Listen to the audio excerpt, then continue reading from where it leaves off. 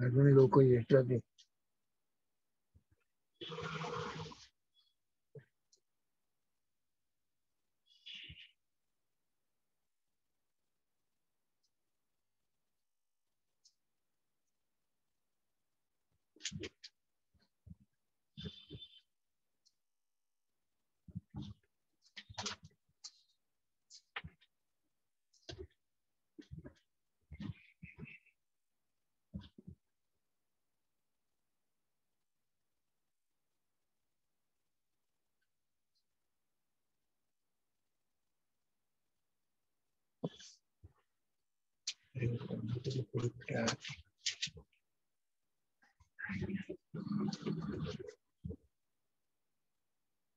पूरा आराम कर साठ्या बसला होता. साठ्या बरोबर बसलो की बाहेर, ते बाहेरच बसलो.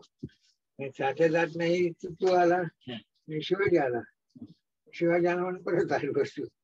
निलेश झाला म्हणून ती क्लायंट आली म्हणून आज गेलो तेवढं म्हणून नाही. क्लायंट नव्हतं त्याच्यात पैसे हो. निलेश आज सांगून गेला की घेऊन टाकतो तुम्हाला, ते करायचे.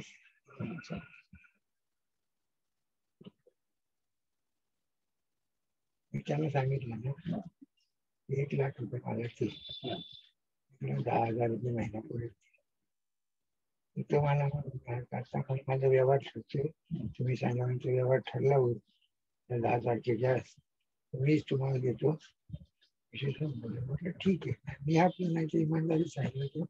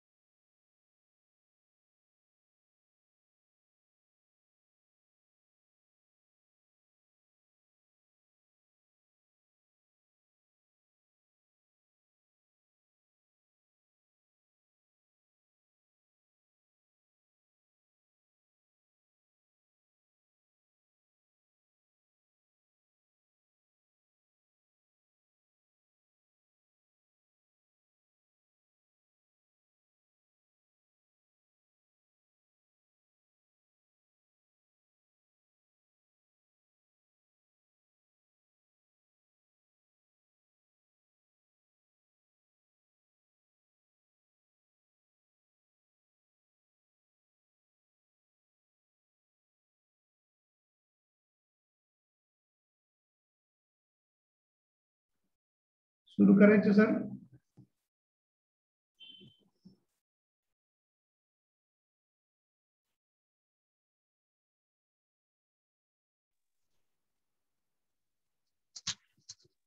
सुरू करायचं सर. हो करा करा. Okay sir, thank you.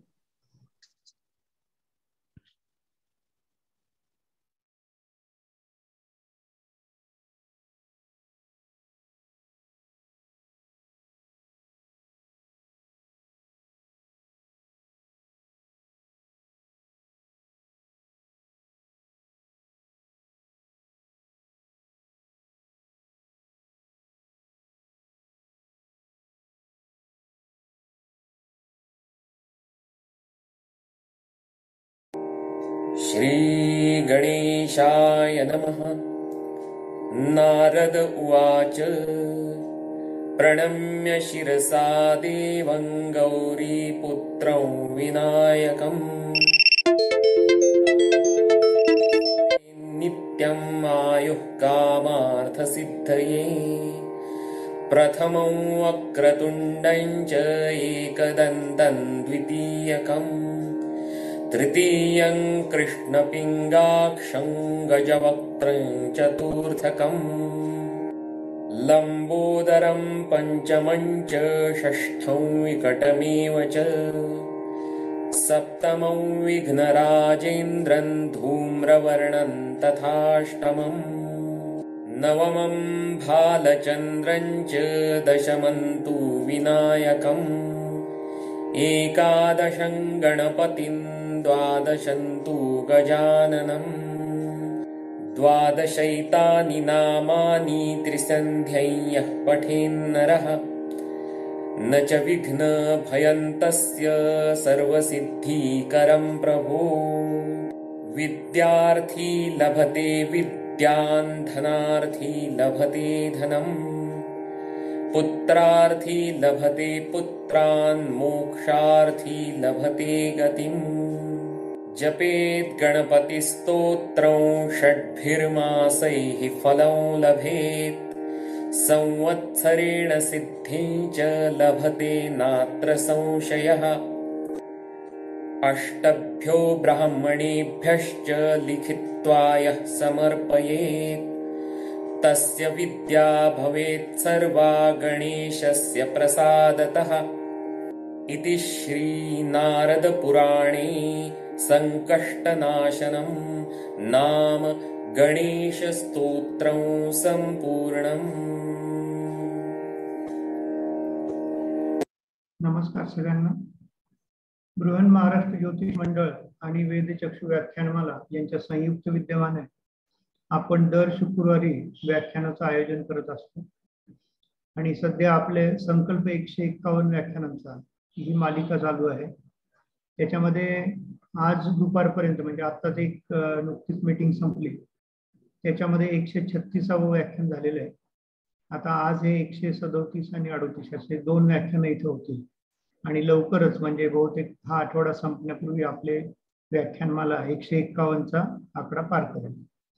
तर मी सगळ्या संस्थांचे आणि आपल्या सगळ्या ज्योतिषी आणि ज्योतिषप्रेमी या सगळ्यांचे इथे आभार व्यक्त करतो आणि आपल्या सगळ्यांचं हे यश आहे, त्याच्यामुळे सर्वांचं अभिनंदन करतो। आणि आजचा जो कार्यक्रम आहे त्याच्यामध्ये 2 व्याख्यानं होती।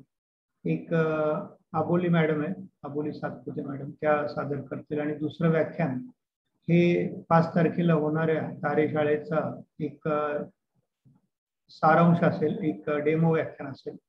तर मी जकातदार सरांचं इथे स्वागत करतो। नमस्कार सर। आणि सगळ्यांचं इथे स्वागत करतो आणि मी सरांना विनंती करतो की आजच्या कार्यक्रमाचं आपण सूत्रसंचालन सुरू करू। धन्यवाद।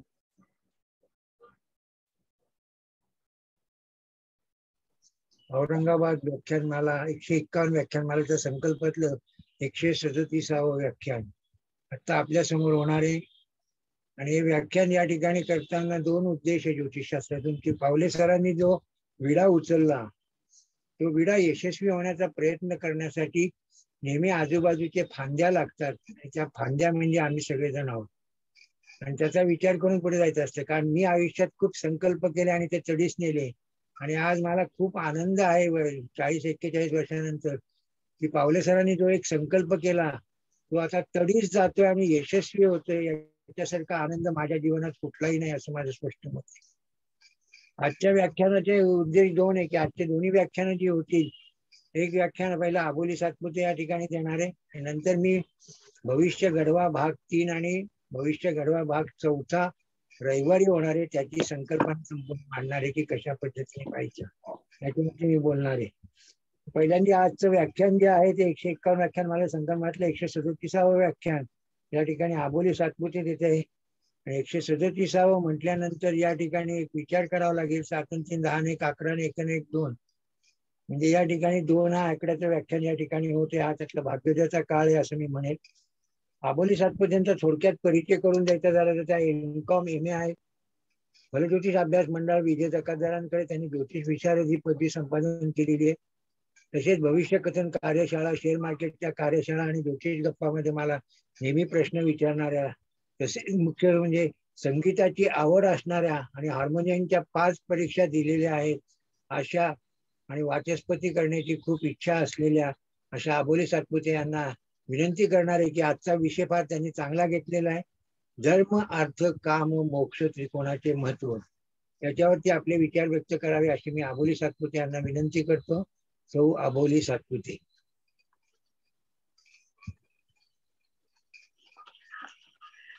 नमस्कार सर। दिसतोय ना सर? व्हिडिओ नाही दिसत आहे। चालू आहे सर व्हिडिओ। पावले सर व्हिडिओ काय नाहीये?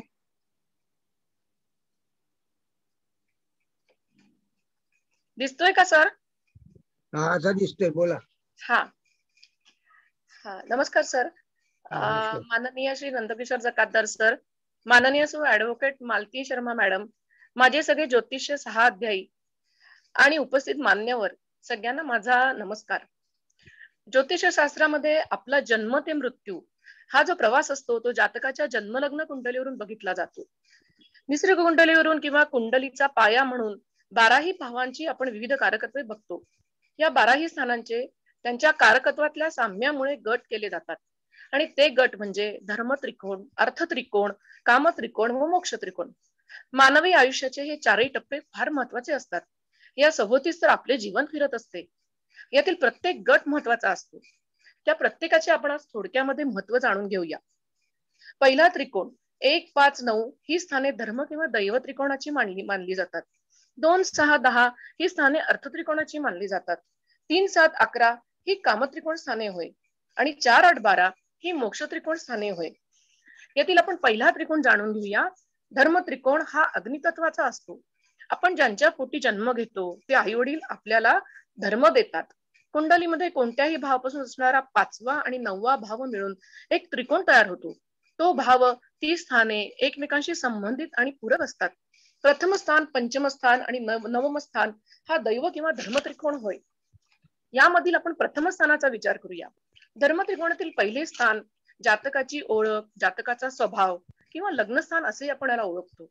जातक जीवनामध्ये कर्तव्य कसे निभावणार, त्याची वाटचाल कशी असेल, त्याची वर्तणूक कशी असेल, जातक आयुष्यात कसा पुढे जाईल याचा विचार पहिल्या स्थानावरून म्हणजेच लग्न स्थानावरून केला जातो. याचप्रमाणे प्रथम स्थानामध्ये डोके हा अवयव येतो. मनुष्याच्या शरीराचा मुख्य अवयव म्हणजे डोके होय. डोके म्हणजेच यामध्ये आपला मेंदू आला, आपली बुद्धी आली आणि याचाच आपण धर्माच्या उपासनेसाठी वापर करतो. प्रथम स्थानामध्ये कोणती रास आहे, ती कोणत्या तत्वाची आहे, यावरून व्यक्ती कोणत्या कारणासाठी जन्माला आलेली आहे हे आपल्याला समजते. हे तत्व बघता त्या तत्वानुसार ती व्यक्ती वागते. 1, 5, 9 या भावामध्ये कोणते ग्रह आहेत, तेथे कुठली तत्वे आहेत, यानुसार आपला धर्म त्रिकोण किती बलवान आहे हे जातकाला समजते. प्रथम स्थानाला तनु, अंग, उदय अशीही नावे आहेत. यामधील दुसरं स्थान पंचम स्थान धर्म त्रिकोणातील हे दुसरे महत्वाचे स्थान आहे. याला शुभ स्थान किंवा कोणस्थान म्हणूनही ओळखतात. यापासून आपण संतती, इच्छाशक्ती, आनंद, शिक्षण या गोष्टी बघू शकतो. या स्थानात पडणाऱ्या सगळ्या ग्रहांना शुभत्व प्राप्त होते. नोकरी क्षेत्रातील यश, अपयश, विद्याशाखेची निवड, प्रेमातील यशस्विता हे आपल्याला येथून कळते. या स्थानाचा कुंडलीतील दर्जा हा खूप उच्च असतो. जातकाची क्षमता दर्शवणारे हे स्थान आहे. आपले भाग्य म्हणजे पंचम स्थान, कारण पंचम स्थानाचे नवम स्थान हे आपले लग्न स्थान झाले. जरी नवम हे भाग्य असले तरी पंचम स्थानालाही तितकेच महत्व आहे. पंचम हे आपले पूर्वपुण्याचे स्थान आहे, कारण ते अष्टम स्थानाचे कर्मस्थान आहे. पंचमाचे षष्ठ स्थान म्हणजे दशम होय.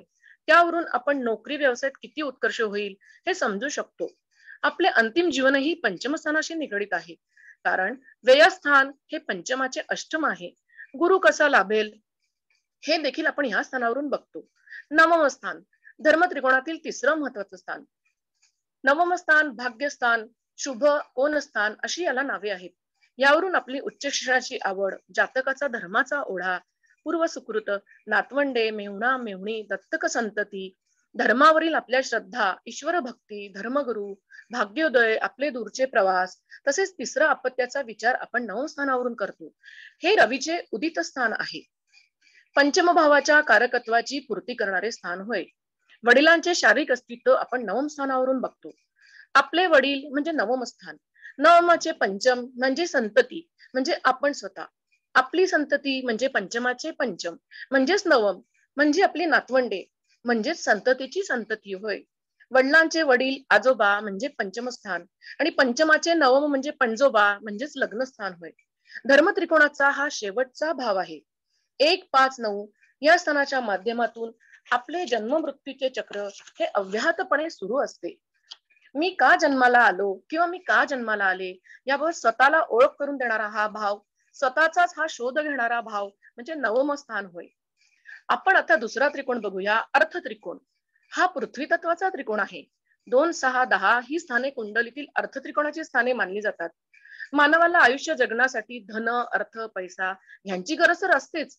आपला फायदा तोटा याचे गणित आपण अर्थत्रिकोणावरून बघतो. ह्या भावांकडे वैश्यवृत्ती असते. अर्थार्जन ही मूळ संकल्पनाच याच्यातून बघतात. यामधील आपण पहिल्या स्थानाचा विचार करूया, द्वितीय स्थान. अर्थ त्रिकोणातील पहिले आणि महत्वाचे स्थान. अर्थ त्रिकोणाचा मूळारंभ येथून होतो. हे स्थान इस्टेट, जंगम मालमत्ता, उसनवार दिलेला पैसा इत्यादीसाठी आपण बघतो. या स्थानात जर गुरु असेल तर उत्तम संपत्तीचा स्रोत दर्शवितो. या स्थानी जर चंद्र शुभ ग्रहांच्या दृष्टियोगात असेल तर उत्तम सांपत्तिक दर्जा दर्शवतो. या स्थानाला वाणी, कुटुंब, अर्थ असेही म्हणतात. यावरून डोळे, वाचा बघितली जाते. स्त्रीच्या कुंडलीवरून पुरुषाचा म्हणजे पतीचा मोठा आजार आणि पतीच्या कुंडलीवरून पत्नीचा मोठा आजार, गंडांतर हे समजण्याचे देखील हे स्थान आहे. भाषा शैली, बोलण्यातील कटुता, मधुरता, शत्रूवरील विजय आपल्याला मिळेल का हे इथून आपण बघू शकतो.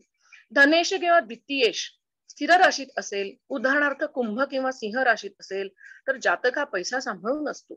द्वितीय शुभ असेल तरीही जातकाला चांगली अर्थप्राप्ती, धनप्राप्ती होते. यातील ग्रह हे पापग्रह अथवा त्रिकस्थानाचे स्वामी असतील तर मात्र आपल्या आर्थिक स्थितीमध्ये चढउतार दर्शवले जातात. अर्थस्थानातील दुसरे महत्वाचे स्थान म्हणजे षष्ठ स्थान. द्वितीयला पूरक म्हणून आपण षष्ठ स्थानाचा विचार करतो. अर्थ त्रिकोणातील दुसरे स्थान. षष्ठ स्थानावरून नोकरी, तिचे सातत्य, स्वरूप आपण बघू शकतो. रिपू किंवा शत्रू, आरोग्य, आरोग्यासाठी घेतली जाणारी ट्रीटमेंट, त्यासाठी असणारे डॉक्टर, तसेच कर्जाची उपलब्धता हे आपल्याला ह्या स्थानावरून कळते. आजाराचे साध्य असाध्य लक्षण, तसेच घरातील भाडेकरू, आपली कुळे यातील संबोध आपण याचा संबोधही आपल्याला यावरून होते. हे आपले मातुल्य घराणे दर्शवते, जसे की मामा, मावशी, मामी. या स्थानाचा तनुस्थानाशी संबंध नसल्यामुळे हे अशुभ स्थान गणले जाते. यास रिपू, क्षत, रोग अशीही नावे आहेत. लहान जातीचे प्राणी, आपलं नोकरा चाकरांचं सुख हे देखील आपल्याला येथून कळते. हे स्थान अर्थ त्रिकोणाचा गाभा आहे. अनेक मार्गांनी मिळवलेल्या संपत्तीचा साठा आहे. त्यामुळे या संपत्तीचा उपयोग दानधर्म करण्यासाठी किंवा मनोवृत्ती ही कंजूस आहे का काटकसरी आहे याचा बोध आपल्याला या स्थानावरून होतो. षष्ठ स्थान हे दशमाचे भाग्य असल्याने कर्माचे भाग्य म्हणून काम करते. षष्ठ स्थानातील ग्रहांच्या स्थितीनुसार त्यांचा शुभाशुभ योगावरून आपल्याला जातकाच्या नोकरीचा योग्यपणे विचार करता येतो. अर्थ त्रिकोणातील तिसरे महत्वाचे स्थान म्हणजे दशमस्थान किंवा कर्मस्थान. हे आपल्याला जीवनात जगण्यासाठी किंवा चरितार्थासाठी करावा लागणारा कर्माचा बोध या भावावरून आपल्याला कळतो. पितृसौख्य, व्यवसाय, अधिकार, धंदे, व्यापार, उपजीविका ह्याचे कारकत्व ह्या स्थानाकडे येते. राजस तामस कृत्ये महत्वाची, मान मरातब, व्यवसायासाठी घ्यावयाची जागा, अलंकारांची आवड, जोडीदाराची आई, पहिला अपत्याच्या आरोग्याचा विचार ह्याचा बोध आपल्याला यावरून होतो. गुरु आणि रवी ह्या स्थानी जर एकत्र असतील तर शुभयोग कारक होतात. लग्न बिंदूच्या खालोखाल दशम बिंदूला आपल्या कुंडलीत खूप महत्व आहे आणि ते म्हणजे आपलं कर्मस्थान होय. आपली कर्म ही आपली समाजातील ओळख असते. कर्माने आपण जीवनामध्ये बदल करू शकतो. अर्थ त्रिकोणाच्या शेवटच्या पायरीवरील हे एक महत्वाचे स्थान आहे, महत्वाचा टप्पा आहे. याला कर्म, दशम, नभ, शासन, पितृ, राज्य अशी ही नावे आहेत. तिसरा त्रिकोण म्हणजे काम त्रिकोण. त्याबद्दल आपण आता जाणून घेऊया. 3, 7, 11 ही स्थाने काम त्रिकोणाची म्हणून ओळखली जातात. हा वायू तत्वाचा त्रिकोण आहे. 3, 7, 11 हे काम त्रिकोण म्हणून ओळखले जातात. मानवाचे आयुष्य हे उपभोग घेण्यासाठी आहे हे आपणाला कामत्रिकोण दर्शवतो. काम म्हणजे जातकाची, मानवाची इच्छा होय. आपली इच्छा पूर्ण करण्यासाठी सगळेच प्रयत्न करत असतात. कामत्रिकोणाचा गाभा म्हणजेच सप्तम स्थान होय. वैवाहिक सुखासाठी सप्तम स्थानाला तृतीय आणि एकादश स्थान ही मदत करतात किंवा सहाय्यभूत ठरतात. कामत्रिकोणातील पहिले स्थान तृतीय स्थान. या स्थानावरून बहीण, भावंड, भाऊ, विशेष म्हणजे मोठे भावंड बघतात. नातलग, आप्तसखीय, शेजारी, छोटे प्रवास, करार मदार इत्यादींचे कारकत्व ह्या स्थानाकडे आहे. तसेच शरीराचे खांदे, दंड, पंजे, बोट या शरीराच्या भागावर ह्या स्थानाचा अंमल चालतो. हे चंद्राचे उदित स्थान आहे, कारण येथे जर चंद्र चर राशीत असेल तर प्रवास आणि चंचलता दर्शवतो. तृतीय भाव हा कामत्रिकोणाचा मूळारंभ आहे. माणसाच्या सगळ्या वासनांचा उगम ह्या स्थानावरून होतो. उद्योगासाठी आवश्यक त्या प्रयत्नांचे मूल्यमापनही या स्थानावरून होत असते. तृतीय स्थान हे पंचमाचे लाभस्थान आहे. पंचमाचा लाभ हा आपण तृतीयातून बघतो. कामत्रिकोणातील दुसरे स्थान सप्तम स्थान. हा कामत्रिकोणाचा गाभा आहे. कुंडलीतील अत्यंत महत्वाचे स्थान. प्रेमासंबंधीची माहिती, सार्वजनिक शत्रू, कोर्ट कचेरी ह्यात मिळणारे यशापयश, पत्नी, भागीदार, मैत्रीचे स्वरूप, दुसरे अपत्य, विवाहानंतर अथवा त्यानंतर करावे लागणारे परदेश प्रवास यासाठी ह्याचे कारकत्व ह्या स्थानाकडे दिले आहे. या स्थानाला अस्त, काम, जाया, धनु, योषित अशी ही नावे आहेत. या स्थानावरून कोणतेही कर्म करून आध्यात्मिक प्रगती होईल हे आपल्याला समजते. नैसर्गिक कुंडलीमध्ये या स्थानामध्ये स्थूळ रास येते. तुळेचा स्वामी हा शुक्र आहे, जो द्वितीय स्थानाचा म्हणजे वृषभेचा स्वामी आहे. तो स्त्री ग्रह आहे. मानव हा कुटुंब आणि जोडीदार यामध्ये अडकतो, पण जोडीदारही कधीतरी आपल्याला गुरुप्रमाणेच मार्गदर्शन करत असतो ना. सप्तमाचे लाभस्थान म्हणजे पंचमस्थान होय. पंचमावरून आपण हृदय किंवा उपासना बघतो. त्यामुळे पंचमाच्या समोरचे स्थान लाभस्थान येथे गुरुहृदयाशी आपली थेट भेट होते. एकादश किंवा लाभस्थान या स्थानामध्ये कोणतेही ग्रह अशुभ होत नाही असे तज्ञांचे मत आहे. जीवनातील सर्व प्रकारचे लाभ या स्थानावरून बघतात. मित्र मैत्रिणी, आशा, इच्छा, महत्वाकांक्षा, विश्वास, जातकाला सात्विक मार्गाने मिळणारा पैसा, जोडीदाराचे शिक्षण इत्यादी इत्यादींचे कारकत्व हा भाव दर्शवतो. शरीराचे रक्ताभिसरण, पिंढऱ्या, कान, घुटे यावर या स्थानाचा अंमल असतो. या ठिकाणी शुभ संबंधातील गुरु हा लक्षाधीश योग देतो. काम त्रिकोणाचा शेवटचा भाव आहे. यावरून जातकाचे चैतन्य, उत्साह समजतो. या स्थानाला आय, एकादश, उपांत्य, लाभ, आगम, छिद्र अशी ही नावे आहेत. लाभस्थान हे मोक्षस्थानाचे व्ययस्थान आहे. यावरून आपली वाटचाल मोक्षाकडे कशा प्रकारे होणार आहे हे आपल्याला समजते. शेवटचा त्रिकोण म्हणजे मोक्ष त्रिकोण आहे. हा मोक्ष त्रिकोण जलतत्वाचा असतो. 4, 8, 12 ही मोक्ष त्रिकोणाची स्थाने आहेत. जन्म सवे मृत्यू हा अटळच आहे. धर्म, अर्थ, काम याबरोबर मोक्ष साधल्याशिवाय जीवनाला पूर्तता नाही, गती नाही. धर्म त्रिकोण मानवाला कसे जगावे हे शिकवतो. अर्थ त्रिकोण हा पैसा, धन कमावावे हे शिकवतो. काम त्रिकोण त्या धनाचा उपभोग घ्यावा हे आपल्याला शिकवतो. परंतु या सगळ्यातून मोक्ष त्रिकोण हा जातकाला किंवा मानवाला बाहेर पडायला मदत करतो. आणि यासाठी आपल्याला अध्यात्म लागते. अध्यात्म म्हणजे काय तर आत्म्याशी संवाद होय. सगळ्यांच्या पलीकडे जाऊन जेव्हा अशी अवस्था येते त्यावेळेला मोक्ष त्रिकोण हा आपला काम करू लागतो. आत्म्याशी संवाद साधू लागतो की त्यावेळेला नाती, व्यवहार, पैसा, सुख दुःख, भोग उपभोग यापासून मानव आपोआपच बाजूला होतो. सामान्य माणूस हा भोग उपभोग या चक्रामध्ये अडकतो.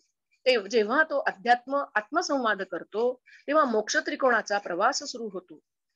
चतुर्थ स्थान मोक्ष त्रिकोणातील पहिले स्थान सौख्य स्थान. जमिनी, वाडे, भूमिगत धन, गावे, मानवाची अखेर म्हणजेच मृत्यू, मृत्यूचा शेवट, फळबागा, शेती, फिरण्याच्या जागा, गाव, शहर, किल्ले इत्यादींचे कारकत्व येथे येते. मातृसुख, तुमच्या मनाची ठेवण, राजकीय कैद, तसेच घराचे स्थान, वडिलार्जित धनाचा लाभ, स्त्रीकडून होणारा भाग्योदय इत्यादी गोष्टींचे कारकत्व या भावाकडे येते. रवी या स्थानी जर असेल तर हा अशुभ नाही. उलट वडील हे उमद्या स्वभावाचे असतात. सुख दुःख एकाच नाण्याच्या दोन बाजू आहेत. म्हणून दुःखद स्थितीमध्ये आपल्या मनाचा कल पटकन मोक्षाच्या मार्गाकडे कसा वळेल हे या स्थानावरून आपल्याला कळते. छातीचा पिंजरा, फुफ्फुस, हृदय, झडपा, पोट, जठर हे अवयव आपण ह्या स्थानावरून बघतो. मोक्ष त्रिकोणातील दुसरे स्थान म्हणजे अष्टम स्थान. याला मृत्यूस्थान असेही म्हणतात. मृत्यूपत्रे, वारसा, आजारी माणसाबाबतची कागदपत्रे, अशक्य वाटणारा द्रव्य लाभ, मानवाला मृत्यू कोणत्या प्रकारे येईल, त्याच्या नंतर वारस कोण होईल हे या स्थानावरून आपल्याला कळते. पती पत्नीची शारीरिक वेव्हलेंग्थ तसेच शारीरिक सुखही आपल्याला या स्थानावरून समजते. इंद्रियजन्य सुख, गूढ शास्त्रे, योग साधना ह्याचा विचार आपण ह्यावरून करतो. येथून गुह्येंद्रिये बघतात. मूत्रनलिका, फेलोपियन ट्यूब यावर या स्थानाचा अंमल चालतो. मृत्यू, अष्टम, पराभव, रंध्र अशी या स्थानाला नावे आहेत. वडिलोपार्जित इस्टेट किंवा वडिलोपार्जित घर हे देखील आपण या स्थानावरून बघतो. अष्टम स्थान हा मोक्ष त्रिकोणाचा गाभा असून आपल्या जगातील वास्तव्य किती आहे हे या स्थानावरून आपण जाणून घेतो. 4, 8, 12 ही स्थाने जीवनामध्ये आपल्याला जगायला भाग पडतात. या भावांची स्थिती, बलवत्ता ही महत्वाची ठरते. हे भाव चांगले वाईट असे दोन्ही प्रकारचे जातकावरती परिणाम करतात. म्हणूनच मानव जन्म मृत्यूच्या चक्रात सापडतो. ऐल तीर का पैल तीर ह्यामध्ये आपण नेहमी उभे असतो. या मध्यवर्ती ऐल तीरावर आपण भोग घेण्यासाठी थांबतो आणि जेव्हा आपण स्वतःचा शोध घेण्यास सुरुवात करतो त्यावेळेला आपण पहिल्या तीराकडे वाटचाल सुरू करतो. या स्थानावरून आपण आरोग्यासाठी किडनी, कमरेचा खालचा भाग, गर्भाशयाची स्थिती, स्त्रियांमध्ये ओव्हरीज, पुरुषांमध्ये टेस्टीज हे भाग बघितले जातात. मोक्ष त्रिकोणाचे शेवटचे परंतु महत्वाचे स्थान व्ययस्थान होय. व्ययस्थान अथवा अध्यात्मस्थान या भावावरून तुरुंगवास, परदेश गमन, तेथील कायमस्वरूपी वास्तव्य, कर्जबाजारीपणा, मोठी जनावरे, आपल्याला गुप्तपणे छळणारा शत्रू यांचे कारकत्व या स्थानाकडे येते. मीन, रास आणि शुक्र या स्थानाचे दुय्यम कारक ग्रह आहे. या स्थानात गुरु शुक्र शुभ फलदायी ठरतात. बंधन योग, हॉस्पिटलायझेशन, शय्यासुख, व्यसन, रोगावर होणारा खर्च हे येथून बघितले जाते. हे स्थान म्हणजे मोक्ष त्रिकोणाचा शेवटचा टप्पा होय. पृथ्वीवर जातकाच्या जीवनाचा नाटकाचा शेवट या ठिकाणी होतो. पुनरपी जनन, पुनरपी मरण या फेऱ्यातून काय निवडावे हे ठरवणारे हे स्थान आहे. यात्रा, व्यय, जीवाशिवाची भेट घडवून देणारे हे अंतिम ध्येयाचे पण अनमोल असे स्थान आहे. या स्थानातील गुरु केतू हा अध्यात्माला पूरक ठरतो. या संदर्भामध्ये एक कुंडली मी घेते. सर मी मॅडमला शेअर केली होती सर कुंडली. परत सांगू का सर कुंडली? Hello sir. तोंडी सांगा तुम्ही, लोक लिहून घे. सर हा सर चालेल. हा यामध्ये एक कुंडली मी तोंडीत सांगते आहे. कन्या लग्नाची कुंडली आहे. जातकाचा जन्म 1933 साली आहे, 25 फेब्रुवारी 1933. वेळ संध्याकाळी 7:51. जन्मस्थळ पुणे आहे. जातकाचं लग्न कन्या लग्न आहे आणि जातकाची रास कुंभ रास आहे. आणि ह्यांचा परिचय एक सांगायचा की हे एक नामांकित डॉक्टर होते. यांच्या एवढी म्हणजे मी जितका आध्यात्मिक वाचन केलं आहे त्याच्यानुसार आत्ताच्या काळामध्ये ह्यांच्या एवढी आध्यात्मिक प्रगती आणि कार्मिक प्रगती जी म्हणतात ती यांच्या एवढी आतापर्यंत कोणाची माझ्या तरी ऐकिवामध्ये नाही आहे. आणि त्यांच्या कुंडलीची नवमाश कुंडली येते ती मकर लग्नाची येते. त्यांच्याबद्दल मी असं सांगते आहे की ह्यांच्या शिक्षणाचा जर विचार करायचा झाला तर ह्यांच्या जन्मलग्न कुंडलीमध्ये प्रथम, द्वितीय, तृतीय, चतुर्थ स्थानामध्ये ग्रह नाही आहेत. कन्या लग्नाची कुंडली आहे. पंचमामध्ये मकर राशीमध्ये शुक्र शनी आहे. षष्टामध्ये कुंभ राशीत रवी चंद्र बुध राहू आहे. सप्तमामध्ये मीन राशीमध्ये हर्षल आहे. अष्टम आणि नवमामध्ये कुठलाही ग्रह नाही आहे. दशमामध्ये प्लुटो आहे. लाभस्थानामध्ये काही नाही आहे. आणि व्ययस्थानामध्ये सिंह राशीमध्ये मंगळ, गुरु, केतू आणि नेपच्यून आहे. आणि यांची नवमाश कुंडली ही मकर लग्नाची आहे. मकर लग्नाच्या कुंडलीच्या नवमाशामध्ये मी ग्रह सांगते. यामध्ये द्वितीय स्थानामध्ये रवी आणि राहू आहे. कुंभ राशीमध्ये रवी इथे वर्गोत्तम झालेला आहे, कुंभेमध्ये झालेला आहे. तृतीय स्थानामध्ये मीन राशीमध्ये हर्षल आहे. चतुर्थात काही नाही आहे. पंचमामध्ये वृषभ राशीचा चंद्र आहे, तो उच्चीचा झाला आहे. षष्टामध्ये शनी, प्लुटो आणि बुध आहे. सप्तमामध्ये कुठलाही ग्रह नाही आहे. अष्टमामध्ये सिंहेमध्ये नेपच्यून आणि केतू आहे. नवमामध्ये कन्या राशीमध्ये मंगळ, शुक्र आहे. दशमात काही नाही आहे. लाभामध्ये पण ग्रह नाहीये. आणि व्ययामध्ये यांचा गुरु धनु राशीमध्ये उच्चीचा गुरु आला आहे नवमाशामध्ये. यांच्या कुंडलीचं मी आपल्याला थोडक्यात विवेचन असं सांगते की ह्यांच्या शिक्षणाचा जर विचार करायचा झाला तर नवमाश कुंडलीमध्ये चतुर्थेश आणि दशमेश यांचा विचार करावा लागेल. नवमाशामध्ये चतुर्थेश हा गुरु आहे, चतुर्थेश हा मंगळ आहे. तो लग्न कुंडलीमध्ये व्ययस्थानामध्ये सिंह राशीत आहे. मंगळ हा अष्टमेश पण आहे जन्मलग्न कुंडलीमध्ये. या ठिकाणी पंचम, 5, 8 आणि 12 ही स्थानं हे रवीची रास हे वैद्यकीय क्षेत्राचे शिक्षण दर्शवते. त्याचप्रमाणे मंगळ आणि अष्टमस्थान हे दोन्ही शस्त्रक्रियेशी निगडित आहे. त्यामुळे डॉक्टर एक उत्तम सर्जन होते. त्यांच्या जन्मलग्न कुंडलीमध्ये पंचमामध्ये शुक्र आहे. नवमाशामध्ये पण पंचमामध्ये शुक्र आहे, पंचमेश शुक्रच आहे. आणि येथे शुक्र नवमेश आहे. त्यामुळे डॉक्टरांची कलेमध्ये पण प्रगती होती. त्यांचं ड्रॉइंग आणि चित्रकला अतिशय उत्तम होती. आणि कारण यांच्या नवमाश कुंडलीमध्ये दशमेश पण शुक्र आहे, तो लग्नामध्ये पंचम स्थानामध्ये आहे. जन्मलग्न कुंडलीमध्ये नवमाशातील दशमेश पंचम स्थानात जर असेल तर त्यांचा हातगुण हा अतिशय उत्तम होता. डॉक्टरांच्या कुंडलीमध्ये पंचमेश शनी हा स्वराशीमध्ये आहे, मकर राशीमध्ये आहे. त्यामुळे डॉक्टरांची डायग्नोसिस जो म्हणतात तो अतिशय उत्तम होता. त्यांच्या कुंडलीमध्ये अध्यात्माचे उच्च योग असे दिसून आले की 1, 5, 9, 12 ही स्थानं आध्यात्मिक प्रगतीची स्थानं मानली जातात. जर कुंडलीमध्ये गुरु, केतू, शुक्र, शनी यांचा संबंध आणि नेपच्यून यांचा संबंध जर ह्या स्थानांशी आला तर उत्तम आध्यात्मिक प्रगती होते. डॉक्टरांच्या व्ययस्थानामध्ये गुरु आणि केतू आहे. अशा योगावरती विभूती जन्माला येते किंवा आध्यात्मिक व्यक्ती जन्माला येते. आणि व्ययातील केतू हा मोक्ष दर्शवितो. ह्यांच्या कुंडलीमध्ये आतापर्यंतच्या सर्व महादशा म्हणजे मी ज्या काढून बघितल्या त्याप्रमाणे 1, 5, 9, 12 या स्थानांशी संबंधित होत्या. त्यामुळे आध्यात्मिक प्रगती ही त्यांची सर्वांगीण आहे. कारण आणि त्याबरोबरच त्यांचं एक वैशिष्ट्य असं होतं की सांसारिक कर्तव्य त्यांनी अतिशय उत्तमपणे पार पाडली आहे. कारण त्यावेळेला त्यांना द्वितीय, सप्तम आणि लाभस्थानाच्या दशा संबंधित होत्या. त्यामुळे कुटुंब आणि पत्नी ह्याचेही त्यांनी उत्तमपणे कर्तव्य पार पाडली. याबाबत त्यांचा विवाह थोडासा उशिरा झालेला दिसतो, कारण शनीची 3री दृष्टी ही सप्तमावरती होती. त्यामुळे डॉक्टरांचा 29व्या वर्षी विवाह झालेला आहे. डॉक्टरांच्या व्ययस्थानामध्ये मंगळ गुरु हे दोन्ही ग्रह व्ययात आहेत. 12वे स्थान हे परलोक विद्या, पारलौकिक ज्ञान आणि साधना याच्यासाठी महत्वाचे ठरते. मंगळ आणि गुरु जन्मवेळी वक्री होते. वक्री ग्रह हे चांगले ठरतात अशा वेळेला. व्ययस्थानातील नेपच्यून पण वक्रीच आहे. त्यामुळे डॉक्टरांना पारलौकिक ज्ञान खूप होते. ध्यानधारणेमध्ये त्यांनी अतिशय उच्च प्रतीची प्रगती केलेली होती. तसेच चतुर्थेश गुरु पण व्ययात आहे. अष्टमेश मंगळ व्ययात आहे. गुरु आणि केतू ह्या नेपच्यूनच्या सान्निध्यामध्ये आहे. त्यामुळे व्ययेश रवी षष्टामध्ये चंद्रबुध राहू बरोबर अध्यात्म योगाला यांची कुंडली ही अतिशय उत्तम अशी होती. आणि याबरोबर डॉक्टरांचा संसार चांगला झाला, कारण त्यांचा धनेश हा पंचमात आहे. लग्न कुंडलीमध्ये धनेश हा शुक्र आहे तुळेचा, आणि तो पंचमामध्ये आहे. त्यामुळे डॉक्टरांनी धर्म, अर्थ, काम आणि मोक्ष या सगळ्या आघाड्यांवरती अतिशय नेटाने काम केलं होतं. ते उत्तम डॉक्टर होते, चित्रकार होते, अतिशय उत्तम वक्ते पण होते आणि आत्मज्ञानी आणि ज्योतिष्य होते. ह्यांच्या कुंडलीवरून मी आपल्याला हे 4ही त्रिकोण थोडक्यात समजून सांगण्याचा एक प्रयत्न केलेला आहे. आणि मला शेवटी एक असा विचार, म्हणजे हा माझा नाही आहे, परंतु हिराबाई ठक्कर जे अतिशय उत्तम गुजराती मधले लेखक होते, त्यांची पुस्तकं आपल्या मराठीमध्ये पण खूप त्याचं भाषांतर झालेली आहेत.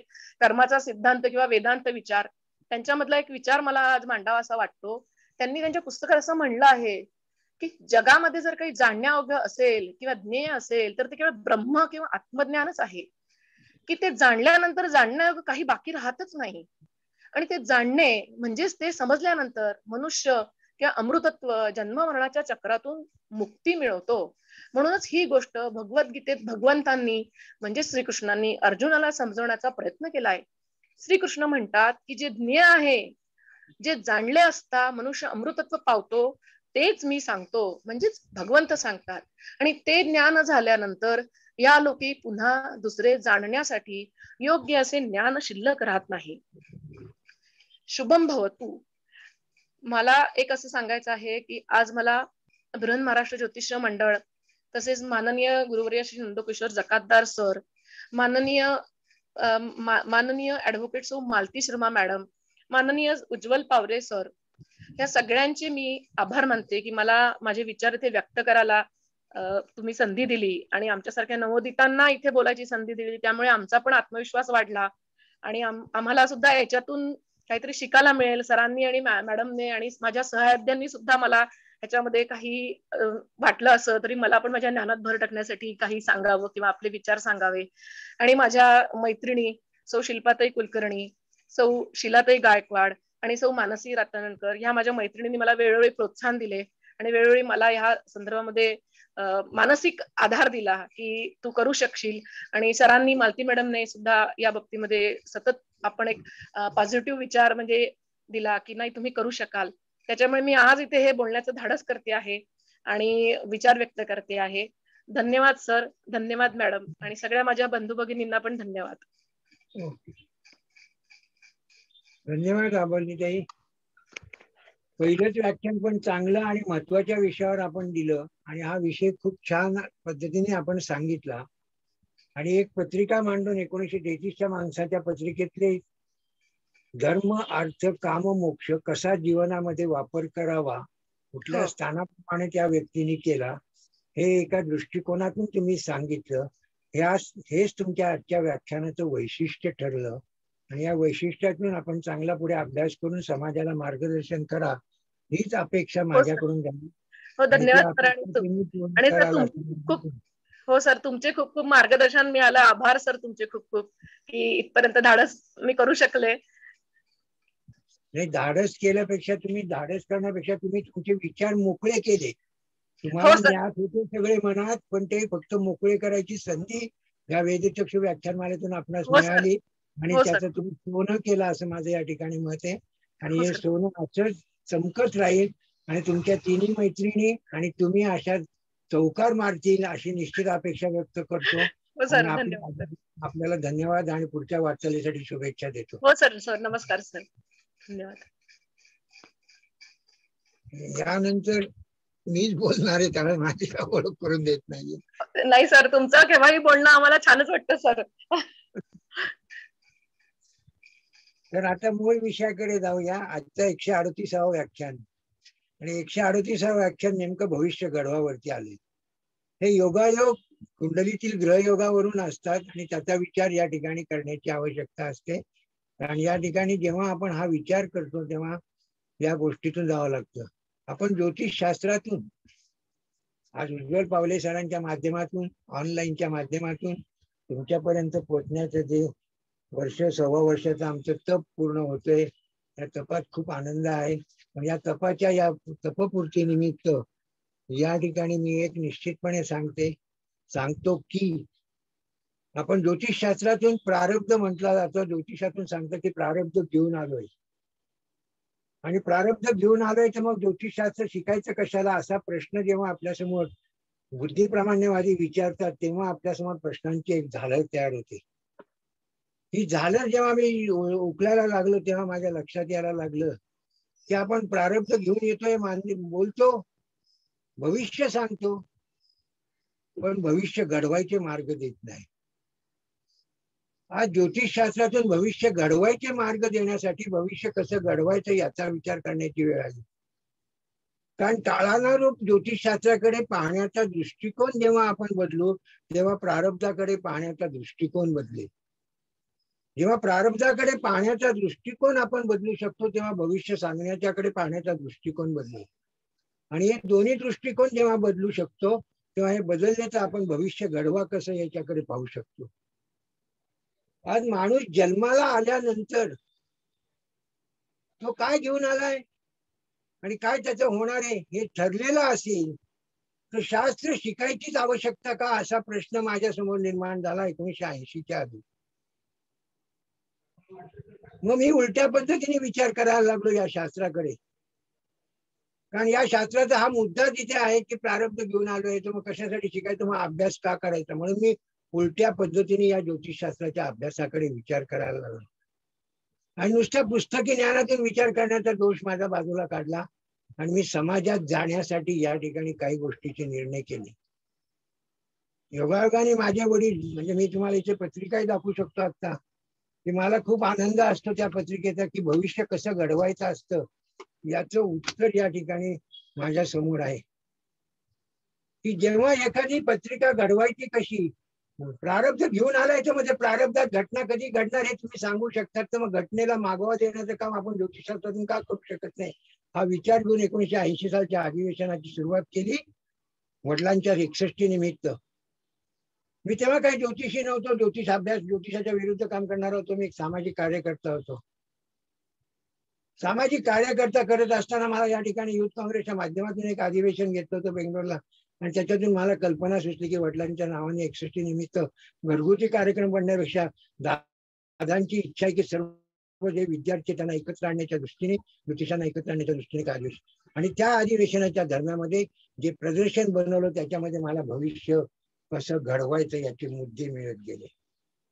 आणि मुद्दे जेव्हा मला मिळत गेले तेव्हा पुस्तकी ज्ञानापेक्षा समाजात जाऊन त्या मुद्द्याचा उहापोह करण्याचा विचार केला आणि मग निरनिराळ्या प्रकारच्या अधिवेशन असो, दिंडी असो या माध्यमातून समाजापर्यंत पोहोचलो आणि समाजांच्या प्रश्नाचा मागोवा घेत गेलो. आणि हा जेव्हा मागोवा मला मिळत गेला तेव्हा भविष्य घडवण्याकडे मी आलो. मी मुद्दामून तुम्हाला इथे दाखवतो की माझ्या वडिलांची पत्रिका कशी असायची आणि वडील काय लिहून द्यायचे. आणि मला आनंद आहे की ते भागवत म्हणून त्यांनी सांगितलं की जे लिहून दिले ते 100% तंतोतंत बरोबर आलेले आणि कधी काय केलं पाहिजे हे सांगण्याची त्यांचं धाडस या पत्रिकेत असतं. आणि तशा पत्रिका तुम्ही लिहून द्या म्हणून माझ्याकडे आले तेव्हा मला भविष्य घडवायची कल्पना आली. तिचा अपमान केला अजिबात सहन होत नाही. त्याला अंडरलाईन या ठिकाणी केलेलं की कुठल्या काळात काय होणार. ही लिहिण्याची जेव्हा माझ्या वडिलांकडे धाटणी होती तेव्हा मी म्हटलं की वडिलांनी भविष्य लोकांची घडवली तर आपण भविष्य घडवायचा विचार करू भविष्य सांगण्यापेक्षा. आपण आज भविष्य सांगत नाहीये. आणि भविष्य सांगत नाही म्हणून भविष्य घडवाकडे जावं लागते. आपण प्रारब्ध सांगतो की तुला 7.5 आली आहे, तुझी जन्मता 7.5 असं सांगितलं जातं ना. आणि येणारी 7.5 तुला त्रासदायक ठरणार म्हणजे या ठिकाणी भविष्य सांगण्याच्या प्रकाराच्या ऐवजी भविष्य घडवणं बंद केलं जातं. हे बंद कसं करायचं याचा विचार करायचा आणि घडवायचं. कारण आजच्या काळाप्रमाणे भविष्याकडे पाहण्याचा दृष्टिकोन भविष्य. जी माझी 5 सप्टेंबरची मी कार्यशाळा ठेवली ती फार वेगळ्या पद्धतीची कार्यशाळा. या कार्यशाळेतून तुम्हाला एक दृष्टी येईल, एक दृष्टिकोन येईल पत्रिकेकडे पाहण्याचा आणि माणसाच्या जीवनाकडे पाहण्याचा आणि तो घडवण्याचा. या 3 टप्प्यावरची या कार्यशाळेचं वैशिष्ट्य. ही ओराभूषणची कार्यशाळा नाही, ओराभूषणचा ज्योतिषाचा अभ्यासक्रम आहे. शेअर मार्केटची कार्यशाळा आर्थिक निवडण्याच्या दृष्टीने आहे. वैवाहिक जीवनाची वैवाहिक जीवन यशस्वी करण्याच्या दृष्टीने आहे. नोकरी व्यवसायाची करिअरच्या दृष्टीने होती. आरोग्याची शरीराच्या दृष्टीने होती. या पंचसूत्रीवरती या भविष्य घडवण्याचा कार्यक्रम डोक्यात विचारा. आणि मी घेतली आहे पूर्वी मी ही रविराज हॉटेलमध्ये 3 दिवसाची कार्यशाळा घेतली 2014ला. आणि तोच माझ्या डोळ्यासमोर आला की आपण 2014 मध्ये जे जे बोललो, जे जे केलं ते आज आपण वेगळ्या स्वरूपात समाजासमोर मांडण्याचा आणि त्या व्यक्तीचं भविष्य घडवण्याचा विचार का करायचा. जातकाचं भविष्य घडवण्यासाठी कुठल्याही शास्त्राचा उपयोग व्हायला पाहिजे आणि शास्त्राचा दृष्टिकोन राहायला पाहिजे. हा विचार या कार्यशाळेतून तुम्हाला देणार आहे. भविष्य घडवायचं तो इंजिनियर होणार का? पत्रिकेत पाहणार आपण ग्रहांच्या नियमाप्रमाणे. पण तो इंजिनियर कधी होईल, कशा किती टक्के मार्काने होईल, काय होईल हे सांगण्याचा जेव्हा आपण करू, त्याचा मार्ग सांगू, तेव्हा त्याचं भविष्य घडेल. हे भविष्य घडवण्याचा मार्ग आपल्याला त्याला सांगायचा आहे. आणि तो मार्ग कसा सांगायचा आहे त्या कार्यशाळेतून तुम्हाला देणार आहे. आणि तिथे विवाहापासून ज्योतिषशास्त्र पाहिलं जातं. मी शिक्षणापासून ती सुरुवात आहे. कारण पहिली पायरी ती असते. शिक्षण म्हणजे सर्टिफिकेट शिक्षण. बुद्धी सगळ्यांना आहे. मग एखाद्याला शिक्षण नसेल, सर्टिफिकेट शिक्षण, पण त्याच्याकडे बुद्धी असेल तर ही बुद्धी कशात त्याने टाकली पाहिजे म्हणजे त्याचं भविष्य घडेल हे पाहण्याचा दृष्टिकोन तुम्हाला कार्यशाळेत देण्याचा उद्देश. दृष्टिकोनातून देणार आहे. कारण त्याचं भविष्य मला घडवायचंय. हे घडवण्याचे मार्ग आपल्याला शोधायचे. आणि मार्ग ज्योतिषशास्त्रातून आज शोधू शकतो. कारण 21व्या शतकात ती जरुरी आहे. म्हणजे जरुरी पाहण्यासाठी या गोष्टीचा विचार त्या कार्यशाळेतून तुमच्यापर्यंत पोहोचवण्याचा विचार आहे. कार्यशाळा वेगळ्या माध्यमातून घेण्याचा उद्देश आहे माझा. ती समाज घडवण्यासाठी आहे माझा. भविष्य घडवण्यासाठी आहे त्या माणसाचं. त्याच्याकडे काही नसू द्या, शून्य असू द्या. आज पैशावरती भविष्य घडलं जातं असं सांगितलं होतं समाजात.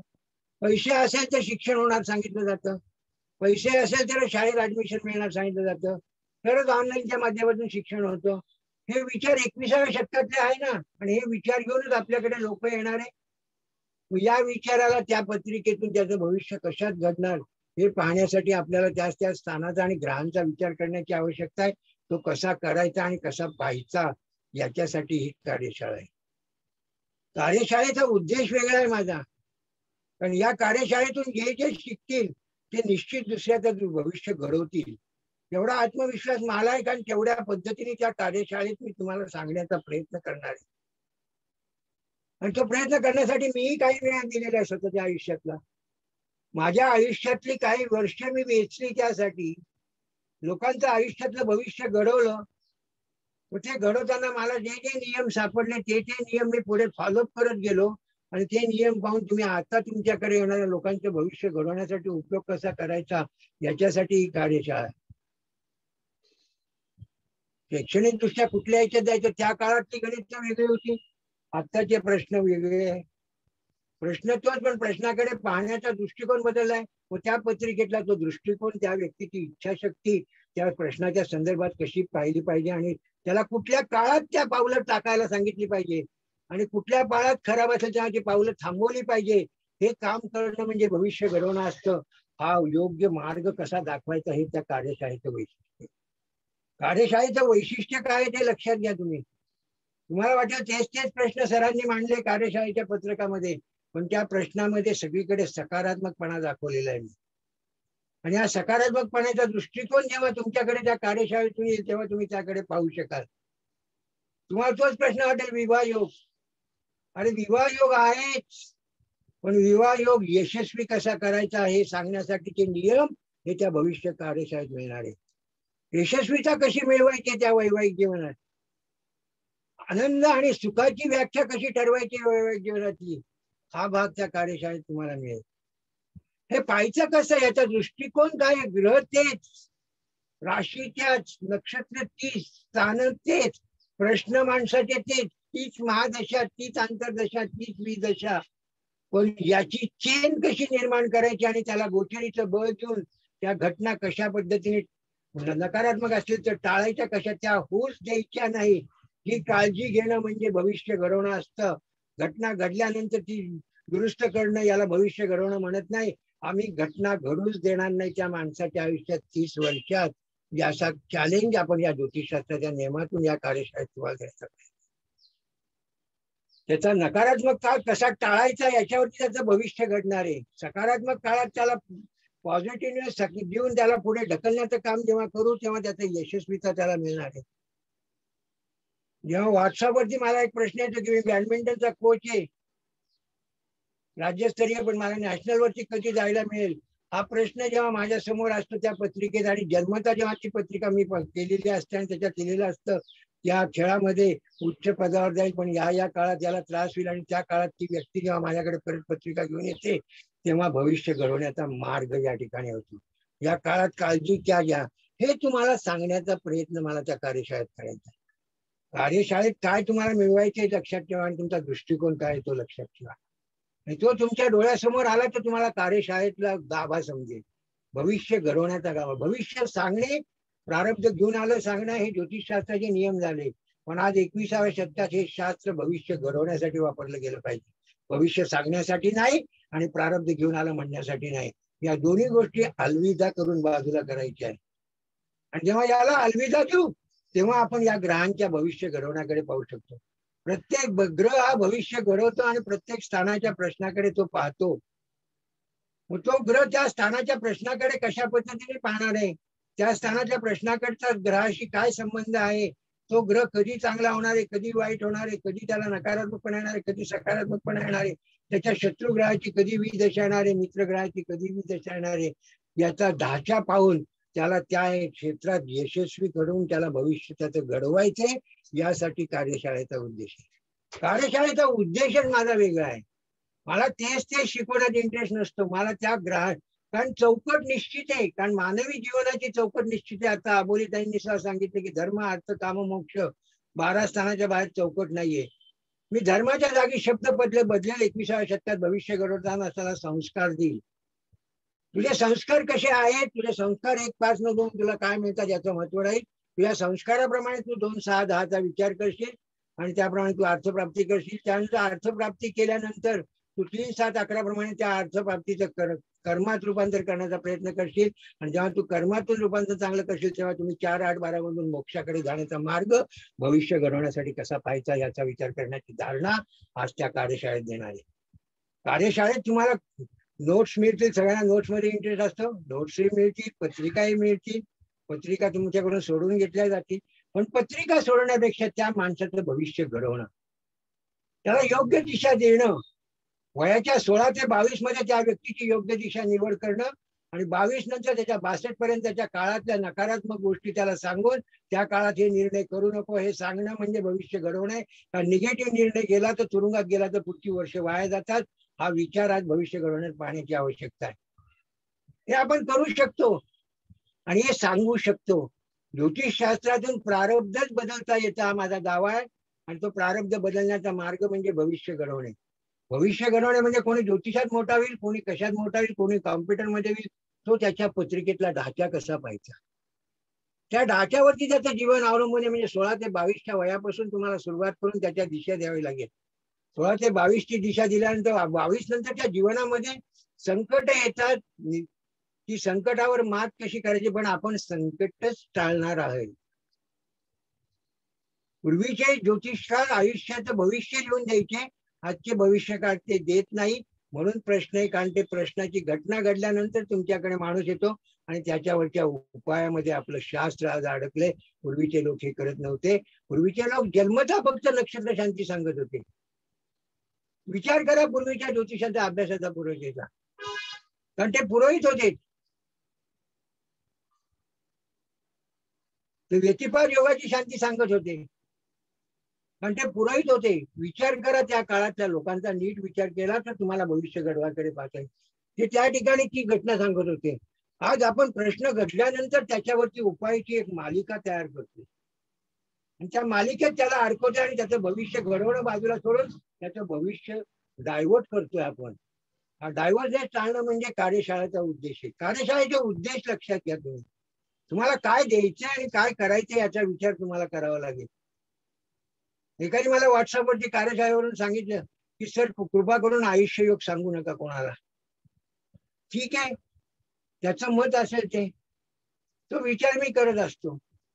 मी सगळ्या गोष्टी पाहत असतो. वेळ नाही पळवाट आहे, भविष्य घडवण्यामध्ये वेळ नाही पळवाट असते.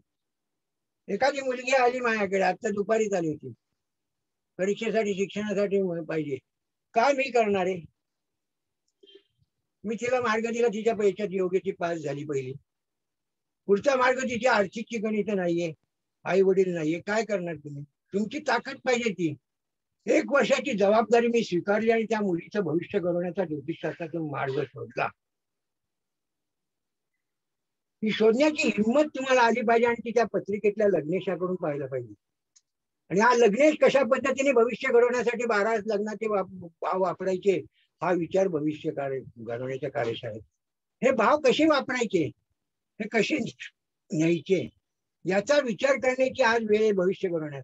त्या व्यक्तीच्या कुंडलीत जे दिसतंय, व्यवहार, समाज रचना, आजचा प्रश्न, याचा विचार करून ग्रहांची कारकत्व लावून त्याच्या लग्नेशाशी त्या स्थानाचा संबंध लावून त्या स्थानाच्या संदर्भातल्या अर्थ धर्म अर्थ काम मोक्षप्रमाणे त्याचा संबंध लावून या ठिकाणी त्याला मार्गक्रमण करून ती स्थानं त्याची यशस्वी करणे, जी स्थानं करावे त्या स्थानात त्याला थांबवणे, हे काम आपण करू शकतो. आणि हे त्या कार्यशाळेचं वैशिष्ट्य आहे. नकारात्मकपणा आल्यानंतरचा मार्ग शोधण्यापेक्षा नकारात्मकपणा येऊच द्यायचा नाही, हाच भविष्यभूषण भविष्य घडवायच्या कार्यशाळेचा उद्देश. नकारात्मकपणा टाळता येतो आपल्याला. का नाही टाळता येणार? सोपे मार्ग आहे. आपल्याकडे ग्रहांची कारकत्व ती कशी लावायची तुम्हाला सांगणार. त्या नक्षत्रांच्या चरण स्वामीचा विचार कसा करायचा हे सांगणार आहे. माझी नवमांश कुंडलीचा विचार केला. मी म्हणतो लग्न कुंडलीमध्ये नक्षत्र नवमांश कुंडली तयार होते, त्याला सेपरेट मांडण्याची कशासाठी आवश्यकता आहे, त्याचा अंश पाहून नक्षत्र चरण स्वामी पाहून तो कुठे पडलाय. एकाच पत्रिके, कारण शेवटी पृथ्वी तेवढीचे, त्याच्या भोवती काय कोंडाळा आहे, त्याच्यामध्ये या कोंडाळ्यात तो कसा अडकणार आहे, त्याच्यातून तो भविष्य कसं घडवणार, हे ज्योतिषशास्त्राचं या नक्षत्र चरण स्वामी मध्ये लपलेलं असतं. हा नक्षत्र चरण स्वामी लपलेला कसा ऊर्जितावस्थेत आणायचा, हे भविष्य घटना घडवायच्या कार्यशाळेत. मी चौकोनी पत्रिकेप्रमाणेच मांडणार आहे.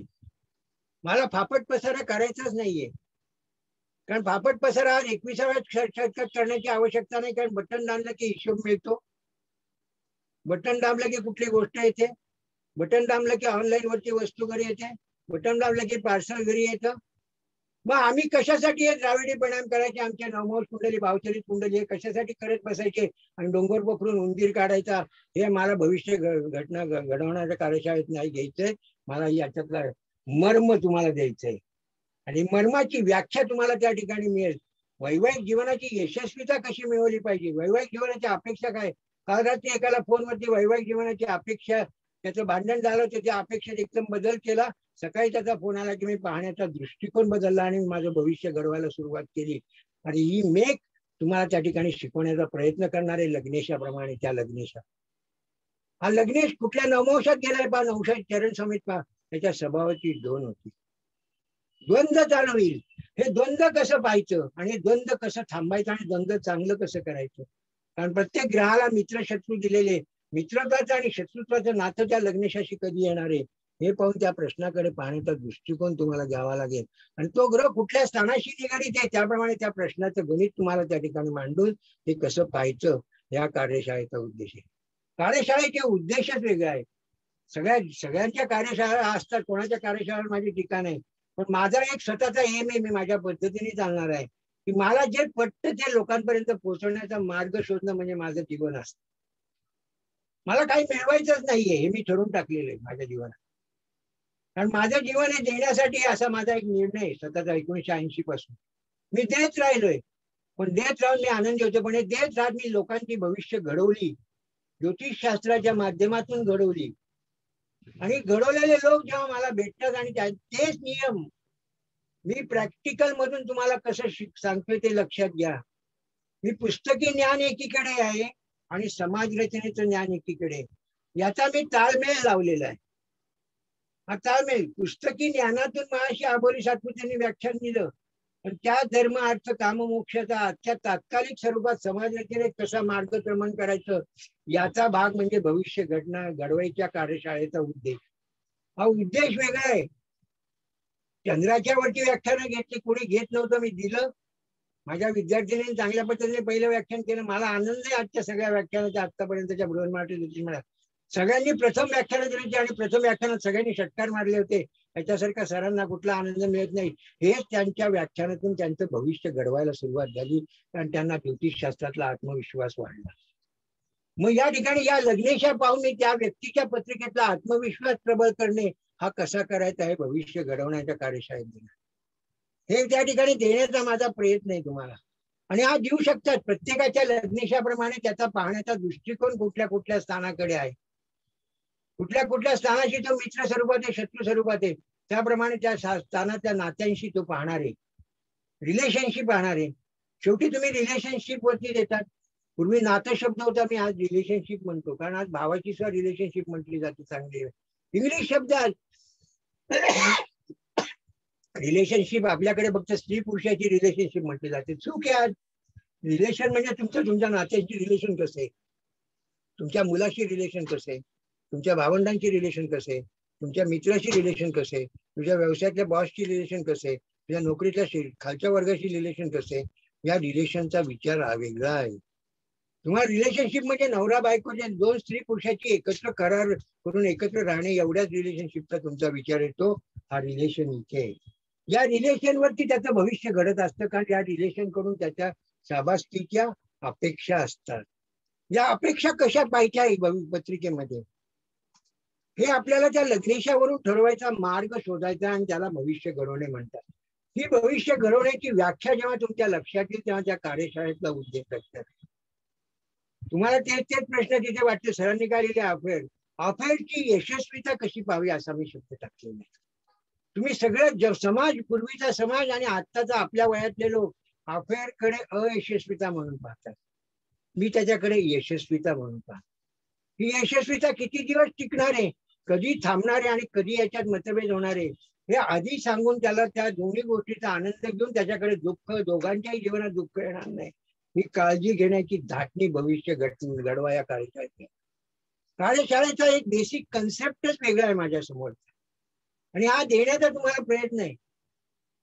तो प्रयत्न कसा आहे, कारण आजच्या काळाची गरज आहे, जी काळाची गरज आहे ती ज्योतिषशास्त्रातून सांगणं आवश्यक आहे. कोरोनाच्या काळात लस घेण्याची जरुरी आहे, मास्क लावण्याची जरुरी आहे, तसं या आजच्या 21व्या शतकात या शास्त्राची काळाची गरज ओळखून भविष्य घडवण्याचे मार्ग देण्याचा कार्यशाळेचा उद्देश आहे. हे भविष्य घडवण्याचं काम आपण या ठिकाणी करायचे आणि हे करता येतं, करता येत नाही असं मी अजिबात म्हणत नाही, कारण मी ते करून पाहिलेले आणि मी त्याच्यात खूपसा यशस्वी. मी पूर्ण यशस्वी असं कधीच म्हणणार नाही, कारण पूर्ण यश 100% मी कधीच भविष्य सांगू शकत नाही आणि भविष्य घडवू शकतो. पण मी 80-90% घडवू शकतो हा माझा दावा असतो. मग तो दावा कसा आहे, त्या अफेअर आणि मैत्रीच्या जीवनामध्ये हा शोधावा लागेल, कारण त्याच्यावरती आजची वैवाहिक जीवनाची यशस्वीता अवलंबून आहे. एकमेकाशी एक प्रश्न संलग्न आहे. वैवाहिक जीवनाची यशस्वीता आर्थिक वरती अवलंबून आहे, म्हणून नोकरी व्यवसायाचाही विचार करावा लागेल, या ठिकाणी व्यसनाचाही विचार करावा लागेल. व्यसनामुळे अयशस्वीता निर्माण होते, हाही भाग बघावा लागेल आपल्याला. तो कशा पद्धतीने जाणायचा आणि तो घडवायचा त्या व्यक्तीच्या आयुष्यात. येणाऱ्या प्रत्येकाच्या आयुष्यात 12 स्थानापैकी 4 स्थानाचे प्रश्न येणारच आहे कायमस्वरूपी. 4 स्थानाचे प्रश्न अप अँड डाऊन मध्ये येणारे, 4 स्थानाचे प्रश्न कधीच येत, अशा पद्धतीने या ठिकाणी विचार करण्याची आवश्यकता आहे आपल्याला. तो कसा पाहायचा, या 12 स्थानाचा जसा लग्नेशाचा मी विचार तुम्हाला सांगतोय तसा प्रत्येक प्रश्नाच्या कारकत्वाचा विचार करून त्याचा जोड देऊन त्या प्रश्नांचं घर, कारण शेवटी सगळे प्रश्नांचं 11 स्थानाचं गूढ हे लग्नेशात आहे. कारण तुमच्या इच्छाशक्ती आणि चेहऱ्यावरचा आनंद आणि दुःखाची व्याख्या ठरवणार आहे 13 हा तुमचं लग्नस्थान आहे. तुमच्या जीवनाकडे पाहण्याचा दृष्टिकोन ठरवणारं लग्नस्थान आहे. तुमच्या निर्णय शक्तीचा कारक हा लग्नेश आहे, ते लग्नस्थान आहे. तुम्ही समाजातर्फे काय अपेक्षा ठेवतात हे लग्नस्थान ठरवतं. समाजाला देण्याची वृत्ती काय हे तुमचं लग्नस्थान ठरवतं. या पंचसूत्रीवरती बाकी स्थानाचा विचार करण्याची आवश्यकता आहे. आणि हे भविष्य घडवण्याच्या कार्यशाळेत तुम्हाला मार्क देऊन शिकवणार आहे. हे शिकवण्याची धाटणी सुद्धा वेगळी आहे माझी त्यावेळेस, की तुम्हाला इतकं मला शिकून द्यायचंय की तुम्ही तयार झाले पाहिजे. तयार होऊन लोकांना सांगितलं पाहिजे. मला आनंद असतो माझ्या सगळ्या शिकण्याचा. मला प्रसन्नमुळेचा आनंद असतो कायम. माझी 7-8 भविष्यकातून अभ्यास शिबिर पुण्यातून केली त्यांनी, पण आज माझ्या भाषेत तो सांगतो. आणि आज सकाळी त्याचा फोन आला, सर मी कार्यशाळेत भाग घेणार आहे. म्हणजे अजूनही त्याला सरांकडून शिकण्याची उर्मी त्याच्यात आहे. त्यातलं वैशिष्ट्य लक्षात घ्या. किंवा कालचं प्रतिभा ते बुधवारचं व्याख्यान प्रतिभा पारगुंडे, खूप आनंद वाटला की माझ्या भाषेत त्यांनी सर्व विषय मांडला. ही कन्सेप्ट जेव्हा तुमच्या डोक्याची, की पाहण्याचा दृष्टिकोन याच्यातून भविष्य घडत असते. प्रेमातून भविष्याची व्याख्या ठरवायची असते. प्रेमासाठीच माणूस भुकेलेला असतो, प्रेमासाठीच प्राणी भुकेलेला असतो. हे काय आलं?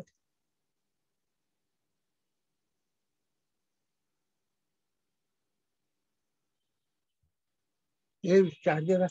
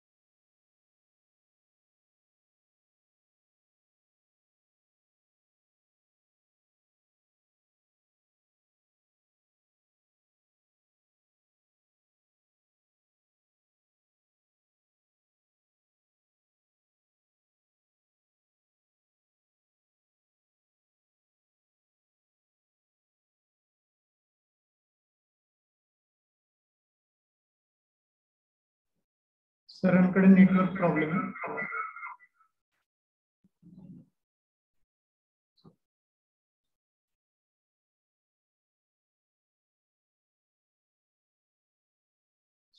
सर 1-2 मिनिटात जॉईन होतील.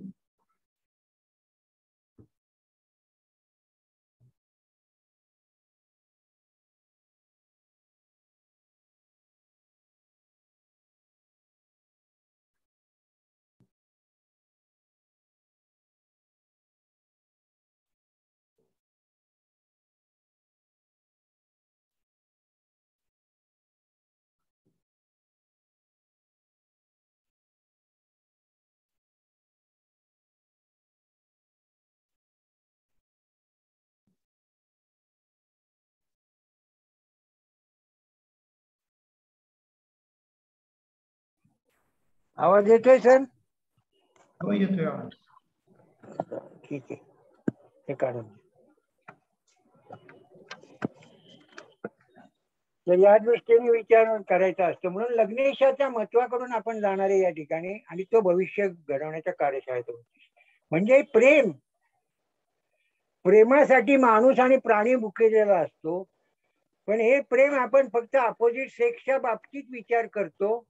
हा विचार सोडून भविष्य घडवण्याच्या बाबतीत आपल्याला वेगळा विचार करायचा आहे की प्रेमाची व्याख्या आपल्याला आईपासून मिळते आणि आई त्या ठिकाणी आपल्याला प्रेम करायला देते आणि आई आपल्याला ते प्रेम देते त्या ठिकाणी. त्या प्रेमाचा विचार केला जात नाही, फक्त स्त्री पुरुषाच्या प्रेमाचा विचार केला जातोय. हा त्यातला भाग आहे. कारण आईच्या प्रेमावरती, वडिलांच्या अधिकारी प्रेमावरती, भावाच्या प्रेमावरती, बहिणीच्या प्रेमावरती, मित्रांच्या प्रेमावरती प्रेमविवाह आणि वैवाहिक जीवनाची यशस्वीता अवलंबून कशी असते हे पाहण्याचं त्या भविष्य घटना कार्यशाळेत देणार. कार्यशाळेचा एक वेगळा उद्देश आहे माझा. लोकांना तेच अभ्यासक्रम म्हणजे प्रश्न माणसाचे तेच राहणार आहे. पावले सरांच्या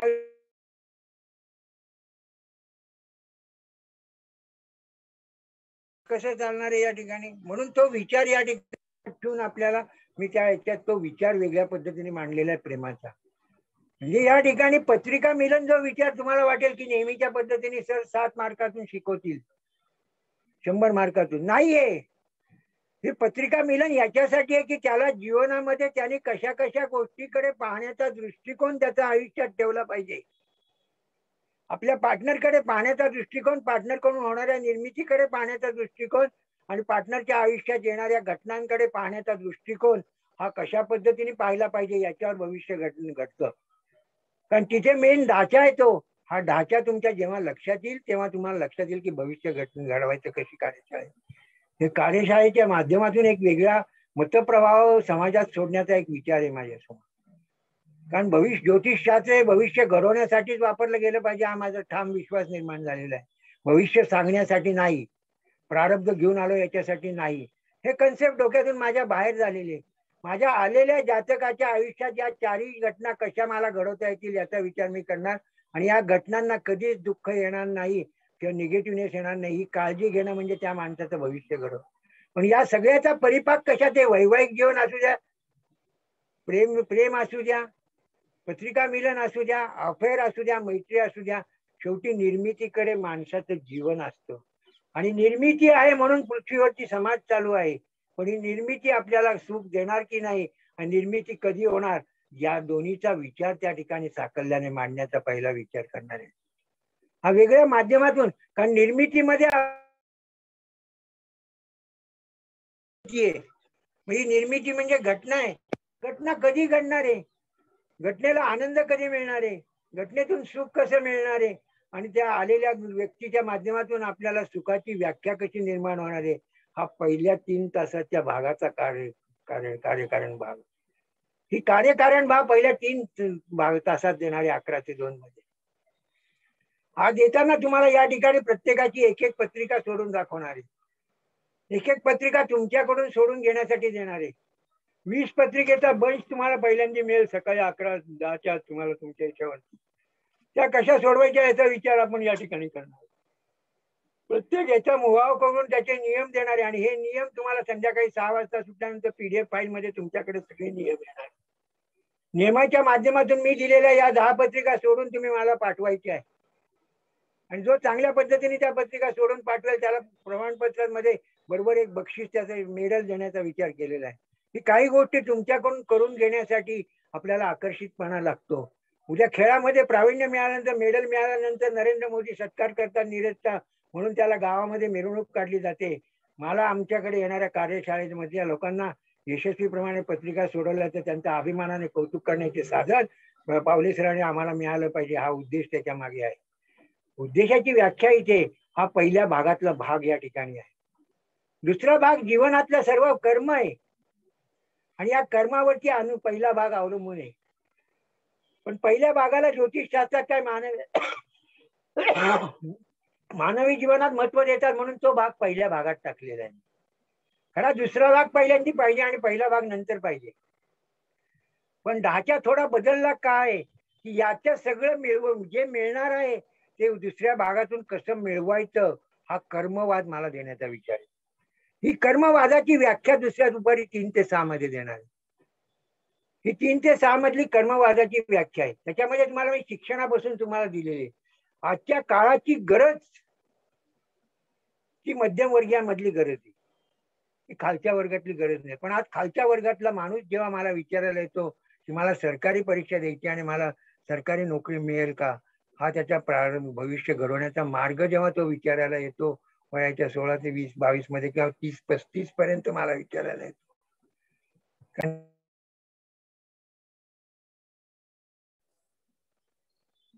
काय 35 पर्यंत मोबाईल, काही लोकांना 30 पर्यंत मोबाईल, ही वयाची दाटणी आपल्या घटनेने ठरवलेली, राज्य सरकारांनी केंद्र सरकारने ठरवलेली, ती माहिती पाहिजे. ज्योतिषाचा अभ्यास करायचा म्हणजे फक्त ग्रहांच्या चौकटीत त्या पुस्तकात रमायचं नाहीये. उद्या महाशी अबोलीताई बोलल्या, अध्यात्मातले गुरु हे समाज रचनेत जे प्रश्न चालू आहेत ते त्यांच्या याच्यातून मांडतात ना, कीर्तनातून मांडतात किंवा अध्यात्मातून मांडतात. मग आम्ही ज्योतिष अभ्यासक आणि भविष्यकारांनी समाजातल्या चाललेल्या प्रश्नाकडे ग्रहांच्या माध्यमातून शैक्षणिक योगाकडे, शैक्षणिक परीक्षेकडे, स्पर्धात्मक परीक्षेकडे, विसाकडे, परदेशातल्या परीक्षेकडे पाहण्याची आवश्यकता आहे की नाही, हा पहिला प्रश्न आहे माझ्यासमोर. ती आवश्यकता असेल तर आपण त्यांच्या त्या याच्यात भविष्य घडवण्याचा मार्ग निर्माण करू शकतो. हा मार्ग निर्माण करण्याचा भाग त्या ठिकाणी देण्याचा प्रयत्न आहे. सगळीकडे माझं लग्नेशाला महत्व राहील, फक्त त्या ठिकाणी तो ऑपरेट कसा करायचा आहे. प्रत्येकाचं डोकं, महाशी अबोलीताई बोलल्या की प्रत्येकाचं डोकं, हे डोकं कसं वापरायचंय आणि याला भविष्य घडवणं म्हणतात. डोकं कुठल्या वेळी कधी वापरलं पाहिजे हा मार्ग सांगणं म्हणजे भविष्य घडवणं. कुठल्या डोक्याने कुठल्या विचाराकडे जायला पाहिजे हा मार्ग सांग. ऑप्शन्स खूप आहे शैक्षणिक क्षेत्रात, 200 ऑप्शन्स आहे. या ऑप्शन्स मधला कुठला ऑप्शन त्याच्या लग्नेशाच्या डोक्यात बसतोय हा ओळखणं म्हणजे त्याच्या जीवनाची पहिल्या पायरीचा मार्ग शोधून देणं, याला भविष्य घडवणं म्हणतात. आणि तो तुम्हाला देण्याचा प्रयत्न आहे. प्रयत्नाची व्याख्या लक्षात घ्या. या ठिकाणी कार्यशाळेची व्याख्या घ्या. कार्यशाळा कमवण्यासाठी नाहीये माझी, मला आयुष्यात काहीच कमवायचं नाहीये, मी पहिल्यापासून सांगतो. कारण देण्यामध्ये जो आनंद असतो, मी देतो कधी, येतो म्हणून देतो. माझ्याजवळ जे ज्ञान आहे तुम्हाला देतो, मला जे रोज पत्रिका सापडतात ते देण्याचा प्रयत्न करतो. ती पुस्तकातून काही देत नाही. पुस्तकं 1-2-3 वर्ष, नाहीतरी समाज रचनेप्रमाणे BCom BA पर्यंत आपण जी पुस्तकं शिकतो, ज्या पुस्तकावर आपण परीक्षा देतो, ती पुस्तकं पुढच्या करिअरच्या जीवनात वाचतो का, याचं उत्तर मला सांगा. नाही वाचत, कारण तुम्ही बँकेत नोकरी लागल्यानंतर तुम्हाला बँकेतल्या नियमाप्रमाणे, तिथल्या सॉफ्टवेअर प्रमाणे तुम्हाला त्याच्याप्रमाणे त्या गोष्टी कराव्या लागतात. ते सॉफ्टवेअर ज्या पद्धतीचं निर्माण झालं. मग हा विचार लग्नेशाप्रमाणे पाहण्याचा दृष्टिकोन घ्यायला नको का शैक्षणिक दृष्टीने. ह्या जे शिकणारे ते शिकणं तिथे थांबतं. माझा मुलगा जे शिकला BCom ते त्याला आता नोकरी करताना उपयोगी पडतंय का, नाही. ती नोकरी लागण्यासाठी ते सर्टिफिकेट उपयोगी आहे. जीवनाचं सार्थक करण्यासाठी त्याचं करिअर आणि त्याचं डोकं हे त्याच्यामध्ये गुंतवणं म्हणजे त्याचं भविष्य घडवणं. ही घडवण्याची व्याख्या तुमच्या लक्षात येईल तेव्हा तुम्हाला दुसऱ्या भागातला पहिला चॅप्टर लक्षात येईल. आणि या चॅप्टरवरती बुद्धीवरती वैवाहिक जीवन चालत नाही, वैवाहिक जीवन करिअर आणि पैशावरती चालतं, आर्थिक प्राप्तीवरती चालतं. आर्थिक प्राप्तीवरती 21व्या शतकातल्या वैवाहिक जीवनाची ढाचा आहे. हा मान्य करावा लागतो, कटू असला तरी. आणि पूर्वी तोच होता, पण पूर्वी एकत्र कुटुंब पद्धतीत तो असा एकाकडे होता. आज सगळ्यांकडे निर्णय घेण्याची क्षमता आली आहे. म्हणून पत्रिका मिलन करताना कोणी काय डिपार्टमेंट सांभाळायचं हे सांगण्याची आवश्यकता आहे. करिअर काय करायचं हे सांगण्याची आवश्यकता आहे. कशा पद्धतीने जायचं हे सांगण्याची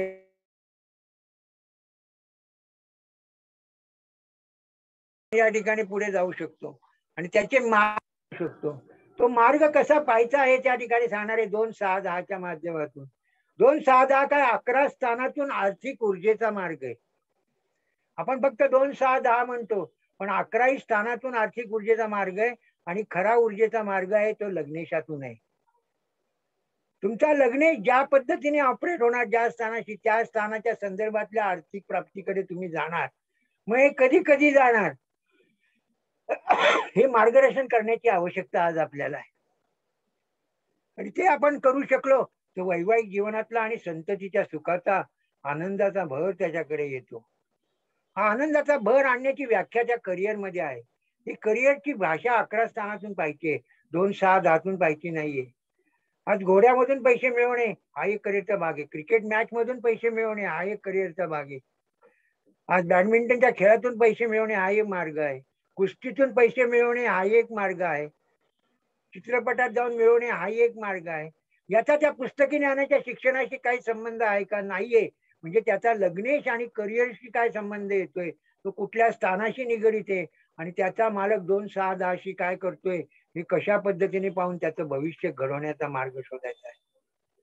आणि हा मार्ग देण्याचा त्या कार्यशाळेचा उद्देश आहे. कार्यशाळेतला उद्देशच वेगळा आहे. त्या नुसती जनरल मधली कार्यशाळा नाहीये.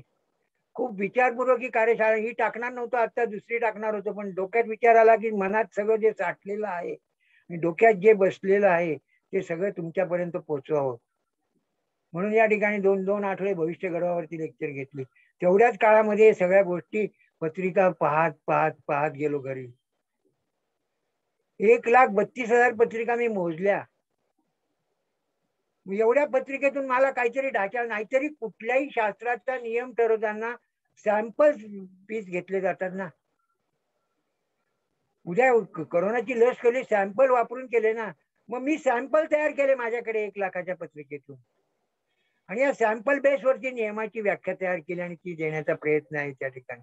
मग अशी परदेश गमन हा शिक्षणासाठी सांगितलं तुम्हाला, जोडीदाराने, पण 21व्या शतकातला विचार करून त्या परदेश गमनाचा विचार या ठिकाणी 3-9-12चा विचार आनंद आणि सुखासाठी का, अफेअर का, घटना घडण्यासाठी होणार, याचा वेगळा विचार करावा लागणार आहे. आज परदेशात गेलेल्यांचे काय हाल असतात हे मला माहिती आहे.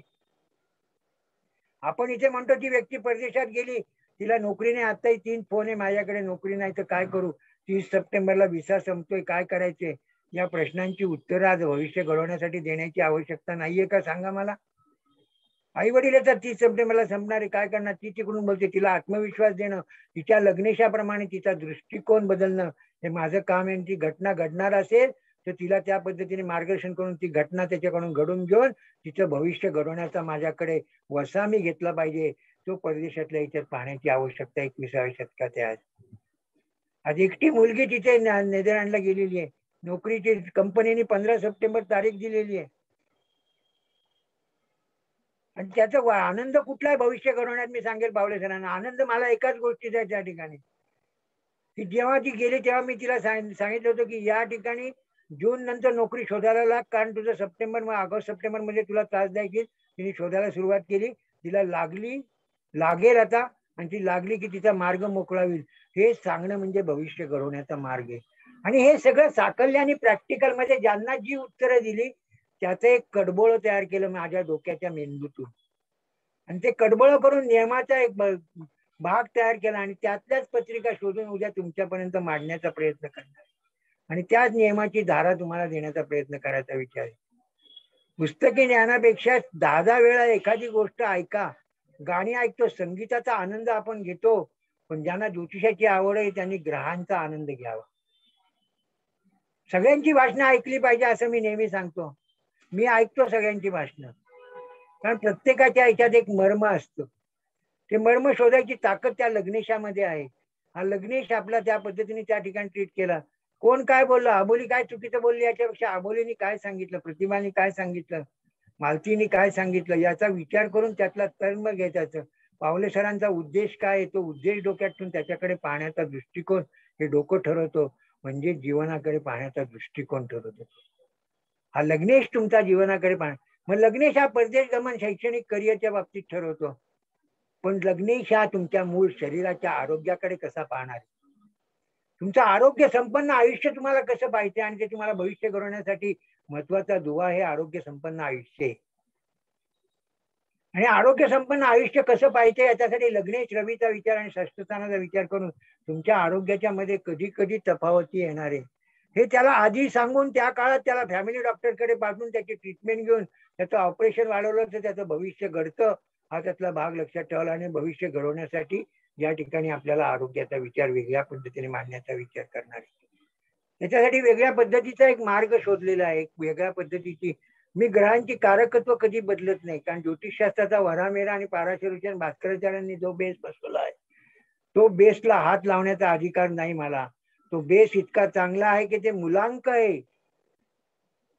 त्यांनी तिघांनी जे त्रिमूर्तींनी जे मुलांक दिले, हे मुलांक म्हणजे आपल्या जीवनाचं एक भविष्य घडवण्याचा मार्ग त्या शतकामध्ये त्यांनी निर्माण करून दिला. हे आपल्या आजच्या 21व्या शतकातल्या 10व्या 11व्या 12व्या पिढीचं भाग्य आणि त्या पिढीपर्यंत ते विचार टिकतात म्हणजे जगामध्ये त्यांच्याकडे ज्ञान किती होतं याचा विचार करण्याची वेळ आवश्यकता आहे. ते मुलांक फक्त ऑपरेशन कशी करायची, ऑपरेट कसे करायचे, त्याला मार्गक्रमण कसं करायचं याचा विचार करून आपल्याला या ठिकाणी ते दाखवण्यात येणार आहे. म्हणून आरोग्याचा विचार. आणि मग आजच्या काळातला सर्वात मोठा प्रश्न घर घर घर घर घर घर करतो. हा घराचं सुख कसं मिळवायचंय याचा विचार करायला नको. घर होतं सगळ्यांचं, पण घरातलं सुख कसं मिळवायचं, घरातल्या सुखाचा आनंद कसा आणायचा आणि घरामध्ये आनंदी वातावरण आणि भिंती कशा बोलक्या करायच्या, तर या भविष्य घडवण्याचा अर्थ आहे. कारण मानवी जीवनाची सुरुवात घरापासून होते. कारण आईच्या उदरातून जन्म होतो आणि मग सिमेंट कॉन्क्रीटच्या घरात होतो आणि तिथेच आपल्या आयुष्याचा शेवट होतो आणि आपण या ठिकाणी सतरंजीवरती तिथे जातो. ही वस्तुस्थिती आपल्याला लक्षात ठेवावी लागेल. पण एवढ्या काळातलं घराचं सुख घेण्याचा मार्ग कसा शोधायचा आहे, ह्याच्यासाठी कसा विचार करायचा आहे. मंगळ हा भूमिकारक आहे, लग्नेश आहे, पण मनाचा कारक चंद्र आहे. पण मी म्हणतो 9 ग्रह मनाचे कारक आहे. ते तुमच्या लग्नेशाशी कसे वाटतात ते त्याप्रमाणे तुम्ही त्या प्रत्येक स्थानातल्या गोष्टीकडे पाहण्याचा दृष्टिकोन ठेवून घराचं सुख घेणार आहे. कारण चतुर्थ स्थान हे घराचं म्हटलं जातं, चतुर्थाचं व्यवस्थान भावंडांचं म्हटलं जातं. भावंडांचंच मतभेद होतात म्हणून कुटुंब संस्था संपली. जोपर्यंत भाऊ आहेत तिघही तोपर्यंत वेगळं व्हायचा विचार येत नाही. पण तिघा भावांची लग्न होतात तेव्हा वेगळं व्हायचा विचार होऊन माझं कुटुंबाची संकल्पना येते.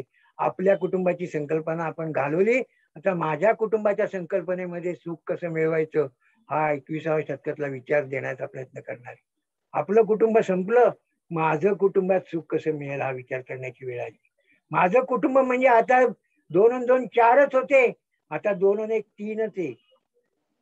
त्यांचाही विचार करण्याची वेळ आलेली आज ज्योतिषशास्त्रातून.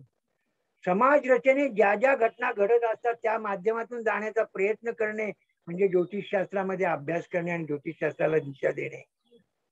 त्याच पुस्तकरूपी ज्ञानातून आपल्याला पुढे न जाता आपल्याला प्रॅक्टिकल ज्ञानातून पुढे जाऊन समाजाला घडवणं म्हणजे ज्योतिषशास्त्राचा उगम आहे. हा उगम पाहण्याचा मार्ग म्हणजे ही नदी वाहतीये, नाल्यातून जेव्हा जन्म आहे तेव्हा नाल्याची नदी होते, नदीतून समुद्र होतो आणि समुद्रातून जीवनाचा आनंद मिळतो ना. हा समुद्र आहे आपला अर्थांग आणि या ग्रहांच्या समुद्रात नाचायचं कसं आहे ह्याच्यात कधी आपल्याला थोडं त्रास होणार आहे, कधी मध्यम त्रास होणार आहे, कधी यश मिळणार आहे, कधी आपण माजणार नाही आणि समुद्रातील लाटा आपल्यावरती येणार नाही. ही काळजी या ग्रहांच्या पंचसूत्रीतून घेण्याचा प्रयत्न आपल्याला करायचा आहे. तो कार्यशाळेचा उद्देश. कार्यशाळा वेगळ्या माध्यमातून मांडण्याचा विचार. आयुष्य योग सांगणार पण आयुष्य जगायचं कसं हे शिकवणारे कार्यशाळा. आयुष्याचा आनंद कसा घ्यायचा, आनंदाचं सुख कसं घ्यायचंय याचा विचार केला पाहिजे. तुमच्या आरोग्याची संकल्पना तुम्हाला टिकवली पाहिजे. आरोग्याच्या बाबतीत आता दीक्षितांच्या नावाने आपण चालू आहे, ज्याला नाही जमत त्याच्या शरीर रचनेप्रमाणे त्यांनी करावं का. कोणी दारू पिल त्याच्यावर चहाही पिल, त्याच्यावर ताकही पिल, कारण त्या शरीर रचने कारण त्याचा लग्नेश आणि त्याचा आत्मविश्वास प्रबळ केला तर तो जगात कुठली गोष्ट करू शकतो आणि हा भविष्य घडवण्यामध्ये आपण ज्योतिषशास्त्रातून करू शकतो. हा कार्यशाळेचा उद्देश आहे. कार्यशाळेचा उद्देश जो आहे तो त्या ठिकाणचा आहे. त्या दृष्टीने कार्यशाळेकडे तुम्ही पहा असं माझं मत राहील. त्या दृष्टीने विचार करा. या ठिकाणी कार्यशाळेची फी 3000 रुपये आहे, पण मी पावले सरांना सांगितल्याप्रमाणे वेदचक्षूच्या कुठल्याही कार्यशाळा केल्या असतील तर 2000 रुपये तुम्ही भरू शकता. तुम्हाला PDF मध्ये नोट्स मिळतील. पावले सरांनी 3 दिवस कार्यशाळेची लिंक ठेवली असली तरी मी आता पावले सरांना सांगतो विनंती करून की 7 दिवस लिंक ठेवा. लोकांना हे ऐकू द्या, लोकांपर्यंत जाऊ द्या आणि लोकांना त्या लोकांनी मार्गदर्शन करू द्या. घ्या ज्ञान घेणारा, कारण त्याचं लग्नेश चांगला असेल आणि त्याचं सगळं आत्मिक बळ रविवार ते 11 ते 6 मध्ये इथे असेल तरच त्याच्या डोक्यात शिरणार आहे. त्याच्या डोक्यात घरातली विवंचना असतील आणि तो ऐकत असेल तर त्याच्या डोक्यात काही शिरणार नाही. हे त्रिवार सत्यही लक्षात ठेवावं लागेल. त्यामुळे या दृष्टीचा विचार करून तुम्हाला करावं लागेल. तुम्हाला काही प्रश्न आहे का विचारा. नंतर मी अजून बोलणार आहे 10-15 मिनिटं आणि नंतर मी महत्वाच्या टिप्स देऊन मग जाणार आहे पुढे. ज्यांना काही विचारायचे पावले तर सगळ्यांना अनम्यूट करा आणि विचार. बाबा पाणी घे ना. पावले सर, ओ पावले सर, पावले सर, ओ पावले सर, हे कोणाला काय विचारायचंय का विचारा. पावले सर, ओ पावले सर, बाबा फोन त्याच्यावर लावता येईल का? हॅलो. हा, कोणाला काय विचारायचं ते विचारू द्या. प्रॉब्लेम आहे. कोणाला काही प्रश्न असेल तर विचारू शकता.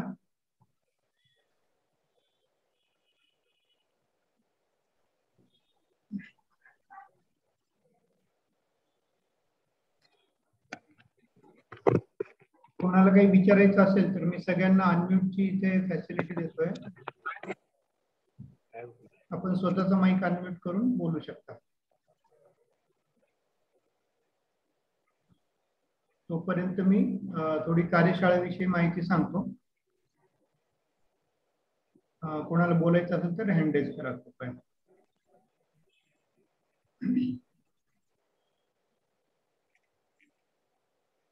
ही कार्यशाळा बृहन महाराष्ट्र ज्योतिष मंडळ पुणे आणि वेदचक्षु व्याख्यानमाला यांच्या संयुक्त विद्यमाने आयोजित केलेली आहे. कार्यशाळेचं नाव भविष्य घडवा असं आहे. आता याच्यामध्ये काय शिकवणार आहे तर मेन त्याचं जे आहे सार, तर कुंडलीचा दर्जा ठरवून जातकाला यशस्वी कसं करावं हे आपल्याला इथे शिकायला मिळणार आहे. ही कार्यशाळा 1 दिवसाचीच आहे. 1 दिवसात 6 तास, 6 तासाचे म्हणजे 3-3 तासाचे 2 सत्र असे होतील. सकाळी 11 ते 2 आणि दुपारी 3 ते 6 असे 2 सत्र असतील. 1 तास मध्ये सुट्टी असेल जेवण करायला वगैरे. या कार्यशाळेची वैशिष्ट्य काय आहेत तर सकाळी 11 ते दुपारी 2 याच्यामध्ये असा सिलेबस कव्हर केला जाईल की ज्योतिषशास्त्रातील मूलांक, महादशा, अंतर्दशा व गोचरीचा विचार, विवाहाचा योग्य काळ कसा काढावा ते शिकवलं जाईल. विवाहासाठी दोन्ही पत्रिकांचा तौलनिक विचार कसा करावा ते शिकवलं जाईल. वैवाहिक जीवनातील मतभेदांची दरी कशी कमी करावी व वैवाहिक सौख्याचा आनंद कसा घ्यावा, मैत्री व अफेअरची यशस्वीता कशी बघावी कुंडलीवरून, संतती योग व संतती सुख कसे पाहावे, एवढे विषय पहिल्या सत्रात कव्हर केले जातील. दुसरं जे सत्र आहे तर त्याच्यामध्ये 3 ते 6 ते दुसरं सत्र आहे. शैक्षणिक दिशा, शिक्षणाची दिशा कशी ठरवावी, नोकरीतील यशापयश, बदल, यशस्वीता कशी पाहावी, व्यवसायातील निवड, बदल व यशस्वीता कशी पाहावी, घराचा योग व सुख कसे पाहावे, शरीराच्या आरोग्याची बांधणी कशी करावी, परदेश गमन कोणत्या कारणासाठी यशस्वी होईल हे कसे पाहावे, आयुष्य योग कसा पाहावा, आयुर्दाय, या सगळ्या गोष्टींची चर्चा द्वितीय सत्रामध्ये होईल आणि हे आपल्याला शिकवलं जाईल.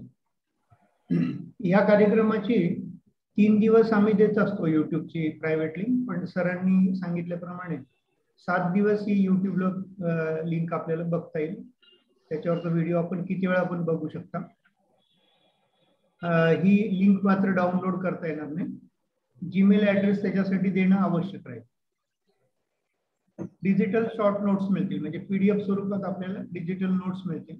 त्या आपण आपल्याकडे सेव्ह करून ठेवायच्या. व्हॉट्सअपवर आलेल्या ज्या नोट्स असतात काही दिवसांनी त्या उडून जातात किंवा आपलं व्हॉट्सअप कधी आपण एकदा परत इन्स्टॉल केलं, नंबर बदलला तर त्या दिसणार नाही, तर आपण त्या सेव्ह करून ठेवायच्या. उपस्थितीचं प्रमाणपत्रही आपल्याला देण्यात येईल, ते पण डिजिटल असेल.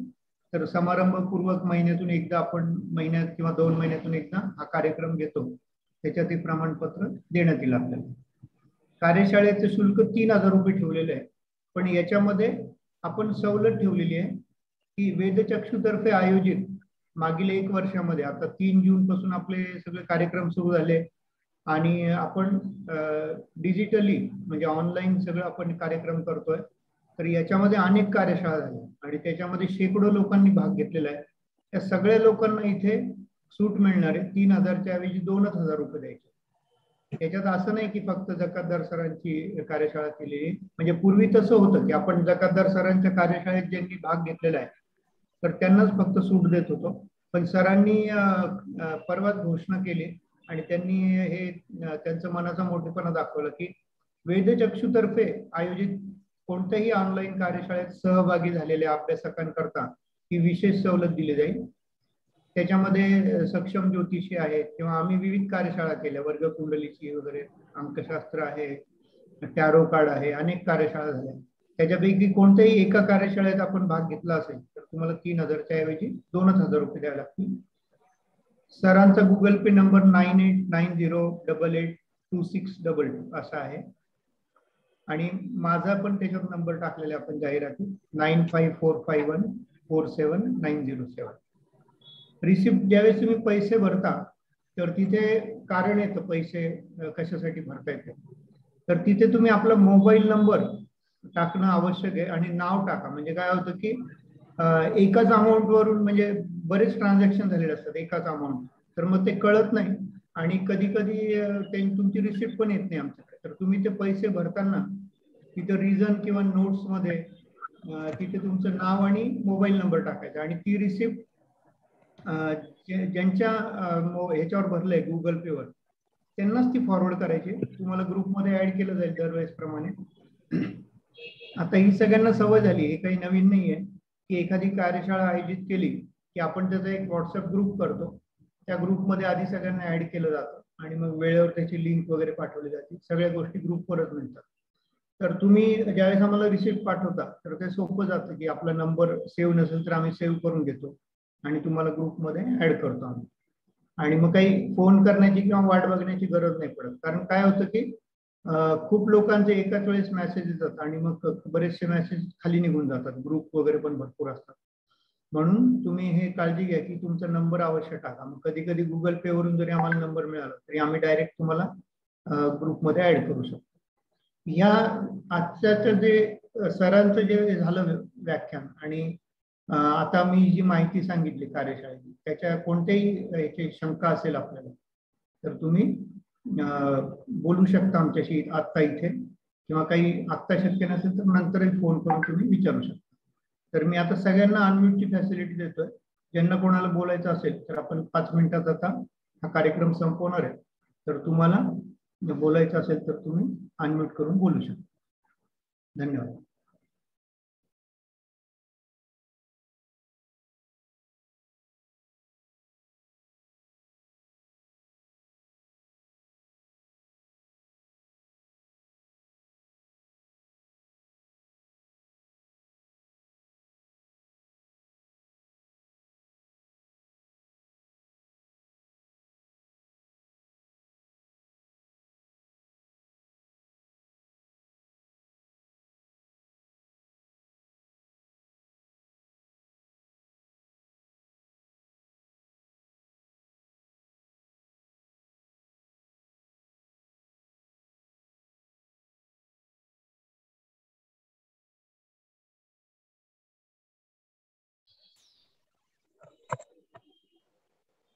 पावले सर,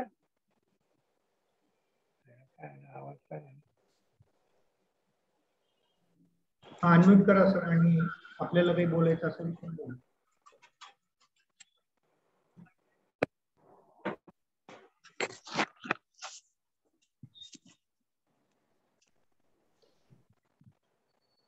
पावले सर, आवाज येतोय? हा बोला सर. पावले बोला सर, सर, आवाज तुमचा येतोय का? आवाज येतोय सर तुमचा. नेटवर्क प्रॉब्लेम दिसतो सरांकडे. सर व्हिडिओ बंद ठेवा आणि बोला तुम्ही.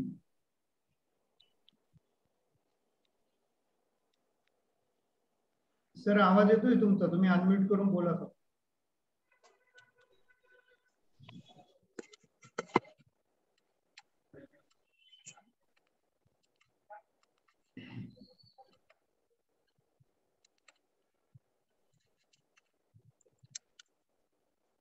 पावले सर, आवाज येतोय? येतोय सर आवाज मला.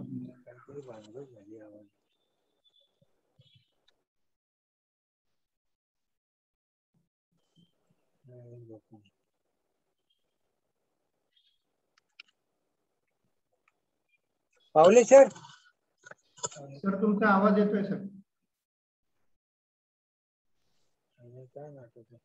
बोला सर, आता आवाज येतोय. पावले सर, आवाज येतोय?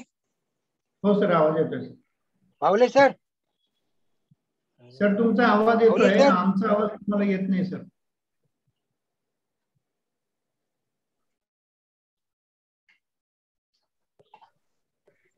आवाज गेला.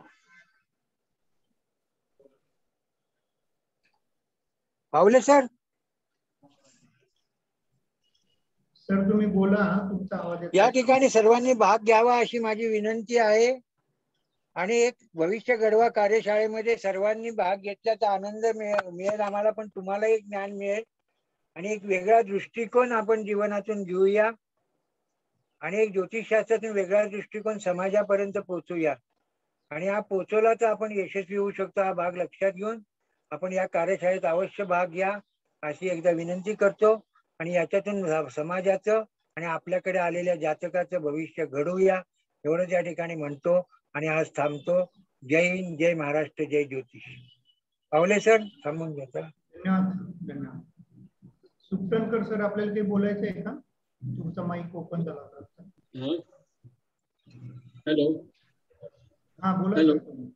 हा काय नाही, मी हा क्लास ऑलरेडी जॉईन केलेला आहे आणि खूपच छान क्लास आहे. तेव्हा जास्तीत जास्त लोकांनी हा क्लास जॉईन आणि त्याचा लाभ घ्यावा, कारण सर अतिशय चांगल्या पद्धतीने शिकवत असतात आणि हे वेगळ्या पद्धतीने शिकवतात. असं शिकणं आपल्याला बाकीच्या ठिकाणी मिळणार नाही. मला आवाज येत नाहीये, काहीतरी भानगड झाली. तर सर्वांनी हा क्लास जरूर जॉईन करावा आणि त्याचा लाभ घ्यावा अशी माझी सगळ्यांना कळकळीची विनंती. थँक्यू. धन्यवाद सर. मी आपल्या सगळ्यांचे आभार व्यक्त करतो आणि आपल्या सगळ्यांच्या परवानगीने आता ही मीटिंग एंड करतो. धन्यवाद.